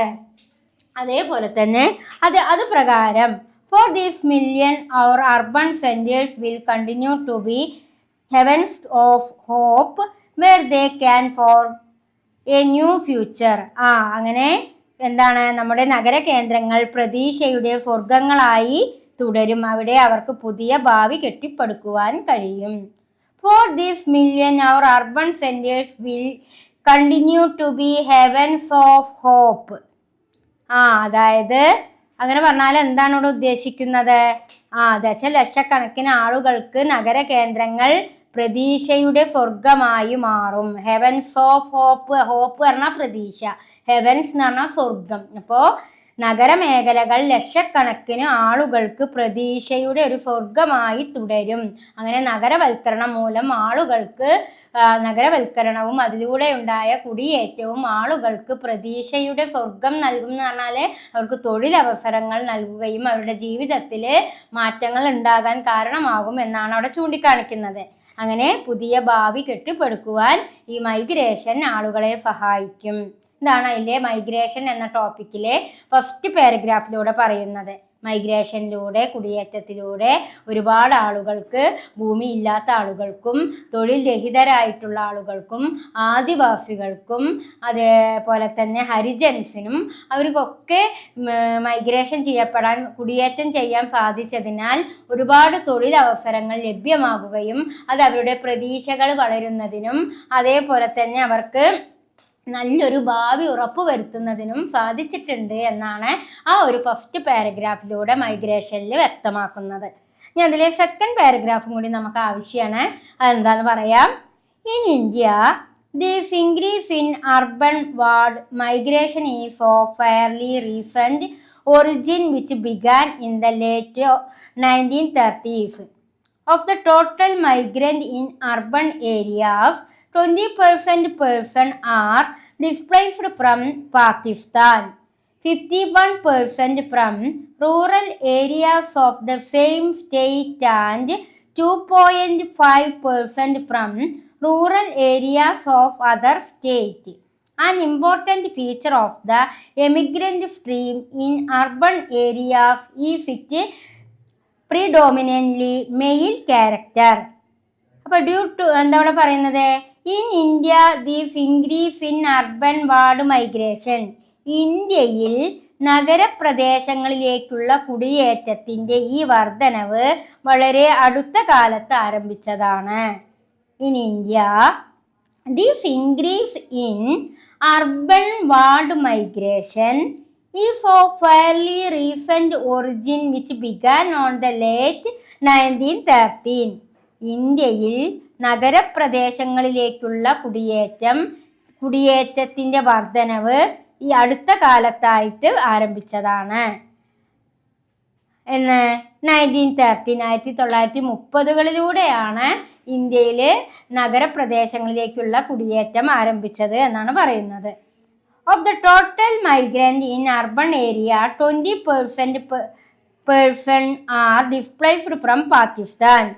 മാത്രമല്ല, നഗരപ്രദേശങ്ങളിൽ മൊത്തം കുടിയേറ്റക്കാർ 20% പേർ പാകിസ്ഥാനിൽ നിന്നും 51% പേർ അതേ സംസ്ഥാനത്തെ ഗ്രാമപ്രദേശങ്ങളിൽ നിന്നും 25% പേർ മറ്റു സംസ്ഥാനങ്ങളിലെ ഗ്രാമപ്രദേശങ്ങളിൽ നിന്നുമാണ് കുടിയിറക്കപ്പെട്ടത്. അപ്പോൾ ഏറ്റവും കൂടുതൽ ഏത് സംസ്ഥാനത്തു നിന്നാണ് ആളുകൾ പലായനം ചെയ്തത്? അതായത് ഏകദേശം നഗരമേഖലയിലേക്ക് പലായനം ചെയ്തത് നഗരപ്രദേശങ്ങളിലെ മൊത്തം കുടിയേറ്റക്കാരിൽ 20% പാകിസ്ഥാനിൽ നിന്നും 51% അതേ പാകിസ്ഥാനിലെ ഗ്രാമപ്രദേശങ്ങളിൽ നിന്നും അതേപോലെ തന്നെ 2.5% മറ്റു സംസ്ഥാനങ്ങളിലെ ഗ്രാമപ്രദേശങ്ങളിൽ നിന്നുമാണ് മൈഗ്രേഷൻ ചെയ്യപ്പെട്ടതായിട്ട് കണക്കാക്കപ്പെടുന്നത്. ഏറ്റവും കൂടുതൽ ആളുകൾ പാകിസ്ഥാനിൽ നിന്നാണ് പലായനം ചെയ്തത് എന്നാണ് ഇവിടെ പറയണത്. എന്തുകൊണ്ടായിരിക്കാം പാകിസ്ഥാനിൽ നിന്നും ആളുകൾ മൈഗ്രേഷൻ ചെയ്യപ്പെടാനുള്ള കാരണം എന്ന് ചോദിച്ചു കഴിഞ്ഞാൽ പലതരത്തിലുള്ള കാര്യങ്ങളും അതിലുണ്ടായിരിക്കാം. കാരണം ഇന്ത്യ ഒരു കാലഘട്ടത്തിൽ പാകിസ്ഥാൻ എന്ന് പറയുന്നത് ഇന്ത്യയിൽ പെട്ടൊരു ഭാഗം തന്നെയായിരുന്നു, രാജ്യം തന്നെയായിരുന്നു, ഭാരതത്തിന്റെ ഒരു ഭാഗമായിരുന്നു. 1947 ഇന്ത്യ പാകിസ്ഥാൻ എന്ന വിഭജനം 2 രീതിയിൽ വിഭജിച്ച് പാകിസ്ഥാൻ ഒരു പ്രത്യേക രാഷ്ട്രമായി പ്രഖ്യാപിച്ചത്. പക്ഷെ അപ്പോൾ അന്നൊക്കെ ഇന്ത്യയിലുള്ള ആളുകൾ ഇന്ത്യയിൽ പെട്ടൊരു സ്ഥലമായതുകൊണ്ട് തന്നെ അതിനെ വേറെ രാജ്യമാക്കി മാറ്റിയപ്പോൾ ഇന്ത്യയിൽ നിൽക്കാൻ ഇഷ്ടപ്പെട്ട ആളുകളുണ്ടായിരുന്നു. ഇന്ത്യയുടെ ഭാഗമായി നിൽക്കാൻ ഇഷ്ടപ്പെട്ട ആളുകൾ അന്നുണ്ടായിരുന്നു. അതുകൊണ്ട് തന്നെ പാകിസ്ഥാനിൽ നിന്നും ഒരുപാട് ആളുകൾ ഏകദേശം ഗ്രാമീണ മേഖലയിൽ നിന്നും നഗരമേഖലയിൽ നിന്നും ഒരുപാട് ആളുകൾ എവിടേക്ക് കുടിയേറി എന്നാ പറയുന്നത്? ഇന്ത്യയിലേക്ക് തന്നെ കുടിയേറിയതായിട്ടാണ് ഇവിടെ കണക്കാക്കപ്പെടുന്നത്. അപ്പോൾ മൈഗ്രേഷൻ ചെയ്യപ്പെട്ടതായിട്ടാണ് കണക്കാക്കപ്പെടുന്നത്. അപ്പോൾ ഏറ്റവും കൂടുതൽ ആളുകൾ മൈഗ്രേറ്റ് ചെയ്യപ്പെട്ടതായിട്ട് അറിയപ്പെടുന്നത് പാകിസ്ഥാനാണ് കേട്ടോ. അപ്പോൾ മൈഗ്രേഷൻ എന്ന് പറഞ്ഞു കഴിഞ്ഞാൽ ഇത്രയേ ഉള്ളൂ ഉദ്ദേശിക്കുന്നത്. അതായത് തൊഴിൽ സാധ്യതകൾക്ക് വേണ്ടി നഗരമേഖലകളിലേക്ക് പലായനം ചെയ്യപ്പെടുന്നതിനെയാണ് മൈഗ്രേഷൻ എന്നതുകൊണ്ട് അർത്ഥമാക്കുന്നത്. അത് ഏറ്റവും കൂടുതൽ മൈഗ്രേറ്റ് ചെയ്യപ്പെട്ടത് പാകിസ്ഥാനിൽ നിന്നാണ് എന്നാണ് ഇവിടെ പറയുന്നത്. ഇത്രയും കാര്യങ്ങളാണ് നമുക്ക് മൈഗ്രേഷനിൽ പറയാനുള്ളത്. അടുത്ത ടോപ്പിക്കാണ് സോഷ്യോ കൾച്ചറൽ ക്യാരക്ടർ. സാമൂഹിക സാംസ്കാരിക സ്വഭാവം. എന്താണ് ഒരു നഗരമേഖലയുടെ സാമൂഹിക സാംസ്കാരിക സ്വഭാവം എന്ന് നമുക്ക് പരിശോധിക്കാം. Socio cultural character. In the process of urbanization in the town and cities of India have achieved heterogeneous character in terms of ethnicity, caste, race, class and culture. അതായത് ഇവിടെ എന്താണ് പറയുന്നത്? സാമൂഹിക സാംസ്കാരിക സ്വഭാവം എന്ന ടോപ്പിക്കില് നഗരവൽക്കരണ പ്രക്രിയയിൽ ഇന്ത്യയിലെ പട്ടണങ്ങളും നഗരങ്ങളും വംശീയത, ജാതി, വംശം, വർഗം, സംസ്കാരം എന്നിവയുടെ അടിസ്ഥാനത്തിൽ വൈവിധ്യമാർന്ന സ്വഭാവം കൈവരിച്ചിട്ടുണ്ട്. In the process of urbanization, the town and cities of India have achieved heterogeneous character in terms of ethnicity, caste, race, class and culture. നഗരവൽക്കരണ പ്രക്രിയയിൽ ഇന്ത്യയിലെ പട്ടണങ്ങളും നഗരങ്ങളും നഗരവൽക്കരണ പ്രക്രിയയിൽ ഇന്ത്യയിലെ പട്ടണങ്ങളും നഗരങ്ങളും ടൗൺ ആൻഡ് സിറ്റീസ്.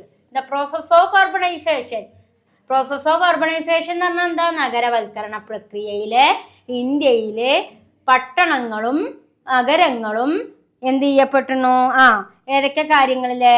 എന്തിനു ഫിറ്റി പറഞ്ഞാൽ വംശീയത, കാസ്റ്റ് ജാതി, റേസ് വംശം, ക്ലാസ് വർഗം, കൾച്ചർ സംസ്കാരം എന്നിവയുടെ അടിസ്ഥാനത്തിൽ വൈവിധ്യമാർന്ന സ്വഭാവം കൈവരിച്ചിട്ടുണ്ട്. അപ്പോൾ നഗരവൽക്കരണ പ്രക്രിയയിൽ ടൗണുകളും സിറ്റികളും എന്തൊക്കെ തരം സ്വഭാവമാണ് കൈവരിച്ചത്? വംശീയമായിട്ടും ജാതീയമായിട്ടും അതേപോലെ തന്നെ പിന്നെ എങ്ങനെയാണ് വംശീയപരമായിട്ടും ജാതീയപരമായിട്ടും അതേപോലെ പിന്നെ വർഗപരമായിട്ടും സാംസ്കാരികപരമായിട്ടും പലതരത്തിലുള്ള പ്രത്യേകതകൾ കൈവരിച്ചിട്ടുണ്ട് എന്നാണ് ഇവിടെ പറയുന്നത്. എന്നിവയുടെ അടിസ്ഥാനത്തിൽ വൈവിധ്യമാർന്ന സ്വഭാവം കൈവരിച്ചിട്ടുണ്ട്. In the urban areas, there has always been coexistence of different culture. അതേപോലെ തന്നെ നഗരപ്രദേശങ്ങളിൽ എല്ലായ്പ്പോഴും വ്യത്യസ്ത സംസ്കാരങ്ങളുടെ സഹവർത്തിത്വം നിലനിന്നിട്ടുണ്ട്. In the urban area, there has always coexistence of different culture. Urban ഏരിയയിൽ എപ്പോഴും വ്യത്യസ്തപരമായിട്ടുള്ള സംസ്കാരമാണ് നിലനിൽക്കുന്നത്. Studies show that through various ethnic and or caste group have adjusted themselves with each other in the city. They have also tried to maintain their traditional identity. അതേപോലെ തന്നെ വിവിധ വംശീയ ജാതി വിഭാഗങ്ങൾ നഗരങ്ങൾ പരസ്പരം പൊരുത്തിപ്പെട്ടിട്ടുണ്ടെങ്കിലും അവർ തങ്ങളുടെ പരമ്പരാഗത സംസ്കാരം നിലനിർത്താനും ശ്രമിച്ചിട്ടുണ്ടെന്ന് പഠനങ്ങൾ തെളിയിക്കുന്നു. അതേപോലെ തന്നെ വിവിധ വംശീയ ജാതി വിഭാഗങ്ങൾ നഗരത്തിൽ through various ethnic or caste അതായത് വ്യത്യസ്ത തരത്തിലുള്ള വംശീയ ജാതി ഗ്രൂപ്പുകൾ നഗരത്തിൽ പൊരുത്തപ്പെട്ടിട്ടുണ്ടെങ്കിൽ പോലും പൊരുത്തപ്പെട്ടിട്ടുണ്ടെങ്കിലും അവർ തങ്ങളുടെ പരമ്പരാഗത സംസ്കാരം നിലനിർത്താൻ ശ്രമിച്ചിട്ടുണ്ട്. ട്രഡീഷണൽ ഐഡന്റിറ്റി അവർ നഗരത്തിൽ നിലനിർത്താൻ ശ്രമിച്ചിട്ടുണ്ട്.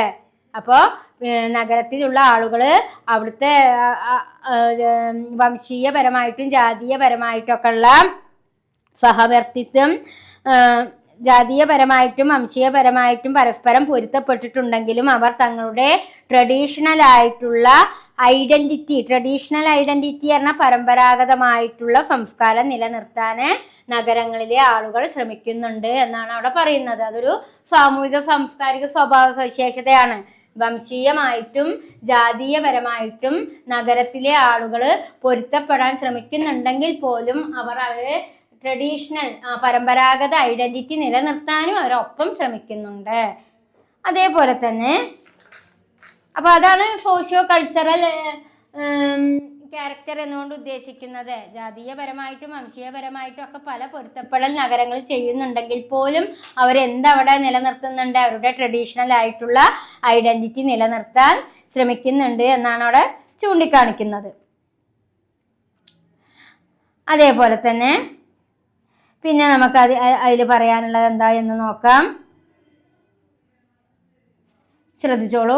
The migrant have maintained distinctive cultural tradition in the town. Various migrant group have maintained their own cultural identity. അതേപോലെ തന്നെ പിന്നെന്താ പറയുന്നത്? പട്ടണങ്ങളിൽ വ്യത്യസ്തമായ സാംസ്കാരിക പാരമ്പര്യങ്ങൾ നിലനിർത്തിയിട്ടുണ്ട്. വിവിധ കുടിയേറ്റ ഗ്രൂപ്പുകൾ അവരുടേതായ സാംസ്കാരിക സ്വത്വം ആണ് പ്രകടിപ്പിക്കാറുള്ളത്. ഇപ്പോൾ the migrant have maintain distinctive cultural tradition in the town. Various migrant group maintain their own cultural identity. ഇപ്പോൾ പല ആളുകളും പല നഗരങ്ങളിലേക്കും കുടിയേറുമ്പോൾ അവരുടേതായിട്ടുള്ള സംസ്കാരം തന്നെ അല്ലെങ്കിൽ ട്രഡീഷണൽ ആയിട്ടുള്ള പരമ്പരാഗതമായിട്ടുള്ള അവരുടേതായ സംസ്കാരം തന്നെ ആയിരിക്കും അവിടെയും പ്രകടിപ്പിക്കുക എന്നാണ് ചൂണ്ടിക്കാണിക്കുന്നത്. അതായത് നഗരപാലായനം ചെയ്തു കരുതിയിട്ടൊന്നും അവർ അവരുടെ സംസ്കാരം മറന്നു പോകില്ല. ഏതൊരു ഗ്രാമീണനും ഏതൊരു നഗരത്തിലേക്ക് പാലായനം ചെയ്താലും അയാൾ അവരുടേതായിട്ടുള്ള കൾച്ചർ തന്നെയായിരിക്കും അവിടെ നിലനിർത്തുക എന്നാണ് പറയുന്നത്. NB Bose point out that migrants tend to cluster around people with whom they have linguistic, local, regional, caste and ethnic tiles. അതായത് പിന്നെന്താണ് ഇവിടെ ഉദ്ദേശിക്കുന്നത്? 1968 ബോസിന്റെ NK ബോസിന്റെ അഭിപ്രായത്തില് എന്താണ് ഈ ഒരു സോഷ്യോ കൾച്ചറൽ ക്യാരക്ടർ എന്ന് പറഞ്ഞാല് അതായത് ഭാഷാപരവും പ്രാദേശികവും ജാതീയവും വംശീയവുമായ ബന്ധങ്ങളുള്ള ആളുകളെ ചുറ്റിപ്പറ്റിയതാണ് കുടിയേറ്റക്കാർ എന്നാണ് MK ബോസ് ഈ സോഷ്യോ കൾച്ചറൽ ക്യാരക്ടറിനെ വ്യക്തമാക്കുന്നത്. അപ്പോൾ ബോസിന്റെ അഭിപ്രായത്തില് സോഷ്യോ കൾച്ചറൽ ക്യാരക്ടർ എന്ന് പറഞ്ഞാൽ എന്താണ്? ഭാഷാപരവും ലിംഗ്വിസ്റ്റിക്കും പ്രാദേശികപരവും റീജിയണലായിട്ടും ജാതീയപരമായിട്ടും വംശീയപരമായിട്ടും ബന്ധങ്ങളുള്ള ആളുകളെ ചുറ്റിപ്പറ്റിയാണ് കുടിയേറ്റക്കാർ കൂടുതലായി ഒത്തുകൂടുന്നത് എന്നാണ് ആര് ചൂണ്ടിക്കാണിച്ചത്? NK boss ചൂണ്ടിക്കാണിച്ചത്. ഇപ്പൊ NK ബോസ് എന്താണ് അവിടെ ചൂണ്ടിക്കാണിക്കുന്നത്? അതായത് ഭാഷാപരവും പ്രാദേശികവും ജാതീയപരവും വംശീയമായ ബന്ധങ്ങളുള്ള ആളുകളെ ചുറ്റിപ്പറ്റിയാണ് കുടിയേറ്റക്കാർ നിലനിൽക്കുന്നത് എന്നാണ് ബോസ് ചൂണ്ടിക്കാണിക്കുന്നത്. ശരിയാണല്ലേ? നമ്മളുടെ കുടുംബത്തിലുള്ള ആരെങ്കിലും ഏതെങ്കിലും ഫോറിനിലുണ്ടെങ്കിൽ തീർച്ചയായും നമ്മൾ അവർ വഴി ആ ഫോറിനിലേക്ക് പോവാൻ വഴിയൊരുക്കും. അതന്നെയാണ് ആരും പറയുന്നത്? ബോസും പറയുന്നത്. അതായത് വംശീയമായിട്ടും ഭാഷാപരമായിട്ടും ജാതീയപരമായിട്ടും ബന്ധങ്ങളുള്ള ആളുകളെ ചുറ്റിപ്പറ്റിയാണ് എന്ത് നിലനിൽക്കുന്നത്? കുടിയേറ്റം നിലനിൽക്കുന്നത് എന്നാണ് ബോസ് വ്യക്തമാക്കുന്നത് കേട്ടോ. study by Jagannathan and Halder on the pavement dwellers in Kolkata show that they retain close ties with kinship and caste group for socializing and transmitting or receiving information from the village. അതേപോലെ തന്നെ പിന്നെന്താണ് ഇവിടെ ചൂണ്ടിക്കാണിക്കുന്നത്? അതായത് ജഗന്നാഥനും പിന്നെ ആരാ? Jagannathan and ഹാൾഡർ. ജഗന്നാഥനും അതേപോലെ തന്നെ ഹാൽദറും നടത്തിയ ഒരു പഠനം വ്യക്തമാക്കുന്നത്, ജഗന്നാഥനും ഹാൾഡറും ചേർന്ന് കൊൽക്കട്ടയിൽ നടത്തിയ ഒരു പഠനം വ്യക്തമാക്കുന്നത് ഗ്രാമത്തിൽ നിന്ന് സാമൂഹികവൽക്കരിക്കുന്നതിനും വിവരങ്ങൾ കൈമാറുന്നതിനും സ്വീകരിക്കുന്നതിനും അവർ ബന്ധുത്വവും ജാതി ഗ്രൂപ്പുകളുമായി അടുത്ത ബന്ധം പുലർത്തുന്നു എന്നതാണ്. അങ്ങനെ സാംസ്കാരിക ബഹുസ്വരത നഗരങ്ങളുടെ ഒരു പ്രധാന സാമൂഹിക സാംസ്കാരിക മാനമാണ്. അതായത് ജനങ്ങൾ ഇങ്ങനെ മൈഗ്രേഷൻ ചെയ്യപ്പെടാനുള്ള കാരണം എന്നതുകൊണ്ട് ജഗന്നാഥനും അതേപോലെ തന്നെ പിന്നെ ആരാണ്? ഹാൾഡറും പറയുന്നത് എന്താണ്? അവർ കൽക്കട്ടയിൽ നടത്തിയ ഒരു പഠനത്തിൽ നിന്ന് പറയാണ്, ഗ്രാമത്തിൽ നിന്ന് സാമൂഹികവൽക്കരിക്കുന്നതിനും വിവരങ്ങൾ കൈമാറുന്നതിനും സ്വീകരിക്കുന്നതിനും അവർ ബന്ധുത്വവും ജാതി ഗ്രൂപ്പുകളുമായി അടുത്ത ബന്ധം പുലർത്തുന്നു എന്നതാണ്. അങ്ങനെ സാംസ്കാരിക ബഹുസ്വരത നഗരങ്ങളുടെ ഒരു പ്രധാന സാമൂഹിക സാംസ്കാരിക മാനമാണ്. ഇതാണ് ആര് പറയുന്നത്? ഈ സോഷ്യോ കൾച്ചറൽ ക്യാരക്ടറെ കുറിച്ച് ഹാൽഡറും ജഗന്നാഥനും പറയുന്നത്. എന്താണ്? അവർ കൽക്കട്ടയിൽ പഠനം നടത്തിയതിന് ശേഷം എന്താ പറയുന്നത്? ഗ്രാമത്തിൽ നിന്ന് സാമൂഹ്യവൽക്കരിക്കുന്നതിനും വിവരങ്ങൾ കൈമാറ്റം ചെയ്യുന്നതിനും സ്വീകരിക്കുന്നതിനും അവർ ബന്ധുത്വവും ജാതി ഗ്രൂപ്പുകളുമായി അടുത്ത ബന്ധം പുലർത്തുന്നു. അതുകൊണ്ടാണ് അവർ എവിടേക്ക് മാറുന്നത്? മറ്റ് അവരുടെ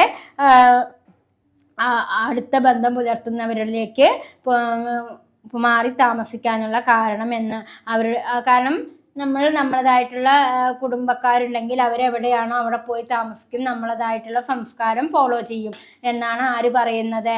ഹാൾഡറും അതേപോലെ തന്നെ ജഗന്നാഥനും പറയുന്നത്. അടുത്ത paragraph. Many of the Indian town have mixed character.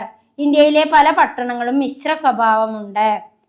Many of the Indian town have A mixed character. There are capital cities, centers of trade and commerce, important railway junction. ഇന്ത്യയിലെ പല പട്ടണങ്ങളും മിശ്ര സ്വഭാവമാണ് പ്രകടിപ്പിക്കാറുള്ളത്.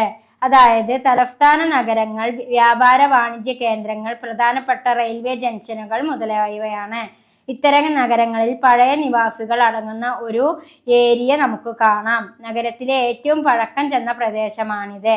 അതിൻ്റെ അരികിൽ പുതിയ കുടിയേറ്റക്കാരും കാണാം. ഈ കോർ ജനസംഖ്യയുടെ താമസ രീതി, ഭാഷ, ജാതി, മതം എന്നിവയുമായി അടുത്ത ബന്ധം കാണിക്കുന്നു. അപ്പോൾ ഇവിടെ എത്രയും ഉദ്ദേശിക്കുന്നുള്ളൂ, ഇന്ത്യ എന്ന് പറയുന്നത് ഒരു മിക്സഡ് ക്യാരക്ടറാണ്. കാരണം ഒരുപാട് വർഷങ്ങളായി താമസിക്കുന്ന ആളുകളും കാണാം, പുതിയതായിട്ട് വന്നുകൂടുന്ന ആളുകളും കാണാം. അപ്പൊ ഇവരുടെ രണ്ടു കൂട്ടരുടെയും പഴയ സ്ഥിരമായി താമസിക്കുന്ന നഗരങ്ങളിൽ തന്നെ സ്ഥിരമായി, ഇപ്പൊ നമുക്കറിയാം റെയിൽവേ സ്റ്റേഷന്റെ പരിസരത്തൊക്കെ സ്ഥിരമായി ടെന്റ് കെട്ടി താമസിക്കുന്ന ആളുകൾ ഉണ്ടായിരിക്കും. അങ്ങനെ സ്ഥിരമായി താമസിക്കുന്ന ആളുകളും അതേപോലെ പുതിയതായി വന്നുകൂടുന്ന ആളുകളും, അങ്ങനെ രണ്ട് സംസ്കാരവും ചേർന്നത് കൊണ്ടാണ് ഇന്ത്യയുടെ സംസ്കാരം മിക്സ്ഡ് ക്യാരക്ടറാണ് എന്ന് ഇവിടെ പറയാനുള്ള കാരണം ഇന്ത്യയുടെ കൾച്ചർ എന്ന് പറയുന്നത് സാമൂഹികമായിട്ടും സാംസ്കാരികമായിട്ടും ഇന്ത്യൻ കൾച്ചർ ഒരു മിക്സ്ഡ് ആണ് എന്ന് പറയാനുള്ള കാരണം എന്താ ചോദിച്ചു കഴിഞ്ഞാൽ, ഇപ്പോൾ റെയിൽവേ സ്റ്റേഷൻ പരിസരത്തൊക്കെ നമ്മൾ നോക്കുകയാണെങ്കിൽ പഴയ ആളുകളെയും കാണാം, പുതുതായി വരുന്ന ആളുകളെയും കാണാം. അങ്ങനെ പല ആളുകളുടെയും സംസ്കാരങ്ങൾ കൂടിച്ചേരുന്ന ഒരു സ്ഥലമാണ് ഇന്ത്യയിലെ നഗരപ്രദേശങ്ങളിലുള്ളത്. ഇന്ത്യയിലെ നഗരപ്രദേശങ്ങളിൽ പഴയ ആളുകളും ഉണ്ടായിരിക്കാം, പുതിയ ആളുകളും ഉണ്ടായിരിക്കുക. അങ്ങനെ പഴയ ആളുകളും പുതിയ ആളുകളും കൂടി ചേർന്നുകൊണ്ടുള്ള ഒരു മിക്സഡ് ആയിട്ടുള്ള സംസ്കാരമാണ് അവിടെ പ്രകടമാകുന്നത്. ഇതിനെയാണ് എന്ത് പറയുക, സോഷ്യോ കൾച്ചറൽ ക്യാരക്ടർ എന്നതുകൊണ്ട് അർത്ഥമാക്കുന്നത് കേട്ടോ. അപ്പൊ എന്താണ് സോഷ്യോ കൾച്ചറൽ ക്യാരക്ടർ എന്ന് പറഞ്ഞു കഴിഞ്ഞാൽ, നമ്മളുടെ സംസ്കാരം നമ്മൾ എവിടെ കുടിയേറുന്നുവോ അവിടെ പ്രകടിപ്പിക്കുന്നതിനെയാണ് എന്ത് പറയുക, സോഷ്യോ കൾച്ചറൽ ക്യാരക്ടർ. അപ്പോൾ ഇത്രയും കാര്യങ്ങൾ നിങ്ങളൊന്ന് നന്നായി മനസ്സിലാക്കുക. ഇത് ക്ലാസ് കേട്ടിട്ട് ഇതിന്ന് എന്ത് ഡൗട്ട് ഉണ്ടെങ്കിലും നിങ്ങൾക്ക് ലൈവ് ക്ലാസ്സിൽ ഡിസ്കഷൻ ചെയ്യാം കേട്ടോ. ഇനി നമ്മൾക്ക് ഈ ഒരു ചാപ്റ്ററിൽ ലാസ്റ്റ് വരുന്നൊരു ടോപ്പിക്കാണ് എടുക്കാനുള്ളത്, problem concerning the current process of urbanisation. ആ ഒരു ടോപ്പിക്കാണ് നമുക്കിനി പറയാനുള്ളത്. അതെന്താ എന്ന് നമുക്ക് പരിശോധിക്കാം കേട്ടോ. ഓക്കെ, ലാസ്റ്റ് ടോപ്പിക്കാണ് problem concerning the current process of urbanisation. അതായത് നിലവിലെ നഗരവൽക്കരണ പ്രക്രിയയിലുണ്ടാകുന്ന ചില പ്രശ്നങ്ങൾ എന്തൊക്കെയെന്നാണ് പറയുന്നത്. അപ്പോൾ നഗരവൽക്കരണത്തിലെ നിലവിലെ പ്രശ്നങ്ങൾ എന്തൊക്കെയെന്ന് നമുക്ക് പരിശോധിക്കാം. നമുക്കറിയാം, അർബണൈസേഷൻ എന്ന് പറഞ്ഞു കഴിഞ്ഞാൽ നഗരങ്ങളുടെ വലിപ്പവും ജനങ്ങളുടെ എണ്ണവും കൂടുക. അതായത് ജനങ്ങൾ തിങ്ങി നിറഞ്ഞ് ജീവിക്കുന്ന ഒരു സിറ്റുവേഷനാണ് നഗരവൽക്കരണം. ജനങ്ങളും അതേപോലെ തന്നെ വ്യവസായശാലകളും വാഹനങ്ങളും, അങ്ങനെ തിരക്ക് പിടിച്ചൊരു ജീവിത രീതിയായിരിക്കും നഗരത്തിൻ്റെ പ്രത്യേകത. നിങ്ങളുടെ ടെക്സ്റ്റ് ബുക്കിൽ അതിൻ്റെ ഒരു പിക്ചർ കൊടുത്തിട്ടുണ്ട്. മാത്രമല്ല നഗരങ്ങളിൽ തന്നെ ഒരുപാട് ദരിദ്രരുണ്ടായിരിക്കും, ചേരികളുണ്ടായിരിക്കും. ഒരു നേരത്തെ അന്നത്തിന് പോലും വഴിയില്ലാത്ത അതിദരിദ്രർ താമസിക്കുന്നുണ്ടാവും. അപ്പം അങ്ങനെയൊക്കെയുള്ള പ്രശ്നങ്ങളും, ഒരുപാട് ആളുകൾക്ക് നല്ല വരുമാനമുള്ള ജോലി നൽകുന്നതും നഗരമാണ്, ഒരുപാട് ദരിദ്രരെ ഉണ്ടാക്കുന്നതും നഗരം തന്നെയാണ്. നഗരത്തിൻ്റെ തെരുവ് പ്രദേശങ്ങളിലേക്ക് നോക്കിക്കഴിഞ്ഞാൽ ഒരുപാട് ചേരികൾ നമുക്ക് കാണാം. അതിദരിദ്രരായിട്ടുള്ള ചേരികളിൽ താമസിക്കുന്ന, ടെന്റ് കെട്ടി താമസിക്കുന്ന ആളുകളൊക്കെ ഉണ്ടായിരിക്കും. അപ്പോൾ അതുമായി ബന്ധപ്പെട്ട കുറച്ച് കാര്യങ്ങളാണ് നമ്മളിവിടെ പറയുന്നത് കേട്ടോ. ശ്രദ്ധിച്ചോളൂ. The current process of urbanization has faced many problems in different parts of India. അതായത് ഇന്ത്യയിലെ വിവിധ ഭാഗങ്ങളിൽ നഗരവൽക്കരണ പ്രക്രിയയിൽ നിരവധി പ്രശ്നങ്ങൾ നേരിടേണ്ടി വന്നിട്ടുണ്ട്. The current process of urbanization has faced many problems in different parts of India. അതായത് ഇന്ത്യയുടെ വിവിധ ഭാഗങ്ങളിൽ നഗരവൽക്കരണ പ്രക്രിയയിൽ നിരവധി പ്രശ്നങ്ങൾ നേരിടേണ്ടി വന്നിട്ടുണ്ട്. അപ്പോൾ ഈ അടുത്ത കാലത്തുണ്ടായിട്ടുള്ള നഗരവൽക്കരണം മൂലം ഇന്ത്യയുടെ പല ഭാഗങ്ങളിലും മെനി പ്രോബ്ലംസ്, ഒരുപാട് പ്രശ്നങ്ങൾ ഇന്ത്യയുടെ നഗരമേഖലകളിൽ നഗരവൽക്കരണത്തിൻ്റെ ഭാഗമായിട്ട് നേരിടേണ്ടി വന്നിട്ടുണ്ട് എന്നാണ് പറയുന്നത്. The most important of this has been development of slum in the urban area. അതിലെ പ്രധാന പ്രശ്നം എന്ന് പറയുന്നത്, ഇമ്പോർട്ടൻ്റ് ആയിട്ട് അതിലെ പ്രധാനപ്പെട്ടത് നഗരപ്രദേശങ്ങളിലെ ചേരികളുടെ വളർച്ചയാണ്. നഗരവൽക്കരണം വർദ്ധിക്കുന്നതോറും, നഗരത്തിൽ വികസനം വർദ്ധിക്കുന്നതോറും ചേരികൾ, സ്ലം എന്ന് പറഞ്ഞാൽ എന്താ, ചേരി, ചേരി എന്ന് പറഞ്ഞാൽ എന്താണ്? അതായത് ടെൻറ്റുകളൊക്കെ കെട്ടി, കുടിലുകളൊക്കെ കെട്ടി റോഡിൻ്റെ സൈഡുകളിലൂടെ ചെറിയ ചെറിയ കുടിലുകളിൽ താമസിക്കുന്ന അതിദരിദ്രരായിട്ടുള്ള ആളുകളെയാണ് നമ്മൾ സ്ലമ്മേഴ്സ് അഥവാ സ്ലം എന്നൊക്കെ പറയുക, ചേരികൾ എന്ന് പറയുക. അവിടെ കള്ളത്തരങ്ങളും അക്രമങ്ങളും എന്താ പറയുക, പലതരത്തിലുള്ള ഒരു ക്രിമിനൽ ആറ്റിറ്റ്യൂഡായിരിക്കും അവിടെയുള്ള ആളുകളിൽ ഉണ്ടാവുക. കാരണം അത് അവരെ കുറ്റമല്ല, അവരുടെ ജീവിതമായിരിക്കാം. ചിലപ്പോൾ അതിദാരിദ്ര്യം അനുഭവിച്ചതുകൊണ്ടായിരിക്കാം അവരിൽ അങ്ങനത്തെ ഒരു ആറ്റിറ്റ്യൂഡ് അവർ പ്രകടിപ്പിക്കുന്നുണ്ടാവുക. അപ്പോൾ ഇന്ത്യയിലെ നഗരവൽക്കരണം ഉണ്ടാകുന്നതിൻ്റെ ഭാഗമായിട്ട് എന്തും വളർന്നു വരുന്നുണ്ട്, ചേരികളും വളർന്നു വരുന്നുണ്ട് എന്നതാണ് നഗരവൽക്കരണത്തിൻ്റെ ചില പ്രധാന പ്രശ്നമായിട്ട് പറയുന്നത്. Slum population account for a substantial share of urban population in all type of cities in India. അതേപോലെ തന്നെ substantial share of urban population in all types of cities in India. പിന്നെന്താണ് അവിടെ പറയുന്നത്? ഇന്ത്യയിലെ എല്ലാ തരം നഗരങ്ങളിലെയും നഗര ജനസംഖ്യയുടെ ഗണ്യമായ പങ്ക് ചേരി ജനസംഖ്യയാണ്. നഗരങ്ങളിലെ ജനസംഖ്യ എന്ന് പറയുന്നത് ചേരികളുടെ ജനസംഖ്യയാണ് ഏറ്റവും കൂടുതൽ ഉള്ളത് എന്നാണ് പറയുന്നത്. അർബൻ പോപ്പുലേഷൻ ഒരുപാട് ഉണ്ട് എന്ന് നമ്മൾ പറയാറുണ്ട്. അങ്ങനെ നഗര ജനസംഖ്യ ഉണ്ടാവുന്നതിൻ്റെ പകുതി ഭാഗം എന്താണ്? സ്ലം പോപ്പുലേഷനാണ്. ഇന്ത്യയിലെ നഗര ജനസംഖ്യയുടെ ഭൂരിഭാഗവും ചേരി പ്രദേശങ്ങളിലുള്ള ജനസംഖ്യയാണ് നഗരപ്രദേശങ്ങളിലെ ജനസംഖ്യയുടെ ഭൂരിഭാഗവും എന്നാണ് പറയുന്നത്. Even a planned city like Chandigarh has not escaped from the percentage of the slum population in the Kolkata, Mumbai and Chennai are 32 അതേപോലെ തന്നെ 32-25 കേട്ടോ. അതായത് 3225 അതേപോലെ തന്നെ 24 എന്നീ രീതിയിലൊക്കെയാണ് ഈ ഏതൊക്കെ നഗരങ്ങളിൽ സ്ലം ഏരിയ ഉള്ളത്.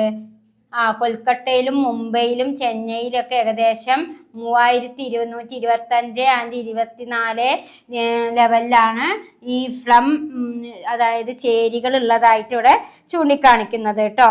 അപ്പോൾ അവിടെ ശ്രദ്ധിച്ചോളൂ. അപ്പോൾ എന്താ പറയുന്നത്? Even a planned city like Chandigarh has not escaped slums. അതായത് ചണ്ഡീഗഡ് പോലുള്ള ആസൂത്രിത നഗരം പോലും ചേരികളിൽ നിന്നും മുക്തമല്ല. അതായത് ഒരു ആസൂത്രിത നഗരമായിട്ടാണ് ചണ്ഡീഗഡിനെ കണക്കാക്കുന്നത്. അപ്പോൾ ആ ചണ്ഡീഗഡ് പോലും ചേരികളിൽ നിന്നും മുക്തമല്ല. ഇന്ത്യയിൽ എവിടെ ഏത് നഗരത്തെ നോക്കിക്കാണുകയാണെങ്കിലും അവിടെയൊക്കെ സ്ലം ഏരിയ ഉണ്ട്. ഇന്ത്യയുടെ നഗര പോപ്പുലേഷൻ്റെ ഭൂരിഭാഗവും ഏത് ഏരിയയിൽ നിന്നുള്ളവരാണ്? സ്ലം പോപ്പുലേഷനിൽ നിന്നുള്ളവരാണ് എന്നാണ് പറയുന്നത്. അതാണ് ഇന്ത്യയുടെ നഗരവൽക്കരണത്തിൻ്റെ ഒരു പ്രധാന പ്രോബ്ലമായിട്ട് ചൂണ്ടിക്കാണിക്കുന്നത്. മാത്രമല്ല, അപ്പോൾ ചണ്ഡീഗഡ് പോലുള്ള ആസൂത്രിത നഗരത്തിൽ പോലും ചേരികളിൽ നിന്നും മുക്തമല്ല. കൊൽക്കത്ത, മുംബൈ, ചെന്നൈ എന്നിവിടങ്ങളിലെ ചേരി ജനസംഖ്യയുടെ ശതമാനം യഥാക്രമം 3225-24 ആണ്. അപ്പോൾ ജനസംഖ്യയുടെ ഇത് നോക്കുകയാണെങ്കിൽ ഏകദേശം കൽക്കട്ട ആയാലും മുംബൈ ആയാലും ചെന്നൈ ആയാലും അവിടെ എങ്ങനെയാണ് കേട്ടോ 32-25-24% കേട്ടോ. 3225 അല്ല, 32-25-24 എന്നീ രീതിയിലാണ് സ്ലമ്മിലെ ജനസംഖ്യ എന്നാണ് പറയുന്നത്. 32-25-24 എന്നീ രീതിയിലാണ് കൊൽക്കട്ടയിലും മുംബൈയിലും ചെന്നൈയിലും നഗരത്തിലെ പോപ്പുലേഷനെ വെച്ച് നോക്കുകയാണെങ്കിൽ സ്ലം പോപ്പുലേഷൻ എന്ന് പറയുന്നത് നഗര ജനസംഖ്യയുടെ എത്ര ശതമാനത്തോളം വരും? 32%, 25%, 24% ആയിരിക്കും എന്നാണ് അവിടെ പറയുന്നത് കേട്ടോ. അവിടെ കോമ ഉണ്ട്, ഞാൻ നേരത്തെ കോമ ഇട്ടിരുന്നില്ല. 32%, 25%, 24% ആയിരിക്കും ഈ കൊൽക്കട്ടയിലെയോ മുംബൈയിലെയോ ചെന്നൈയിലെയോ ജനസംഖ്യ നോക്കുകയാണെങ്കിൽ ചേരികളുടെ ശതമാനം എന്ന് പറയുന്നത് കേട്ടോ. മാത്രമല്ല, slum are characterised by substandard housing, overcrowding and lack of electrification, ventilation, sanitation, roads and drinking water facility. പിന്നെന്താണ് ഇവിടെ പറയുന്നത്?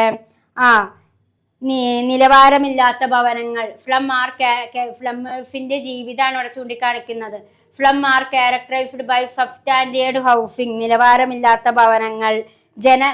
അതേപോലെ തന്നെ ഓവർ ക്രൗഡിങ് എന്ന് പറഞ്ഞാൽ എന്താണ്? ജനത്തിരക്ക്, ജനങ്ങൾ തിങ്ങി തിരഞ്ഞ് താമസിക്കുന്ന ഇടങ്ങളെ. ലാക്ക് ഓഫ് ഇലക്ട്രിഫിക്കേഷൻ, അതേപോലെ തന്നെ വൈദ്യുതീകരണത്തിന്റെ അഭാവം, വായുസഞ്ചാരമില്ലായ്മ, ശുചിത്വമില്ലായ്മ, അതേപോലെ തന്നെ ഇടുങ്ങിയ റോഡുകള്, കുടിവെള്ള സൗകര്യങ്ങളുടെ അഭാവം എന്നിവയാണ് ചേരികളുടെ സവിശേഷത. അപ്പൊ ചേരികളുടെ സവിശേഷത എന്ന് പറഞ്ഞാൽ എന്താണ്? ഒരു നല്ല ഭവനാവില്ല അവർക്ക് ഉണ്ടാവുക. അതായത് സബ്സ്റ്റാൻഡേർഡ് ഹൗസിങ്, അതായത് സ്റ്റാൻഡേർഡ് അല്ലാത്ത ഭവനം. സബ്സ്റ്റാൻഡേർഡ് ഹൗസിംഗ് എന്ന് പറഞ്ഞാൽ എന്താ?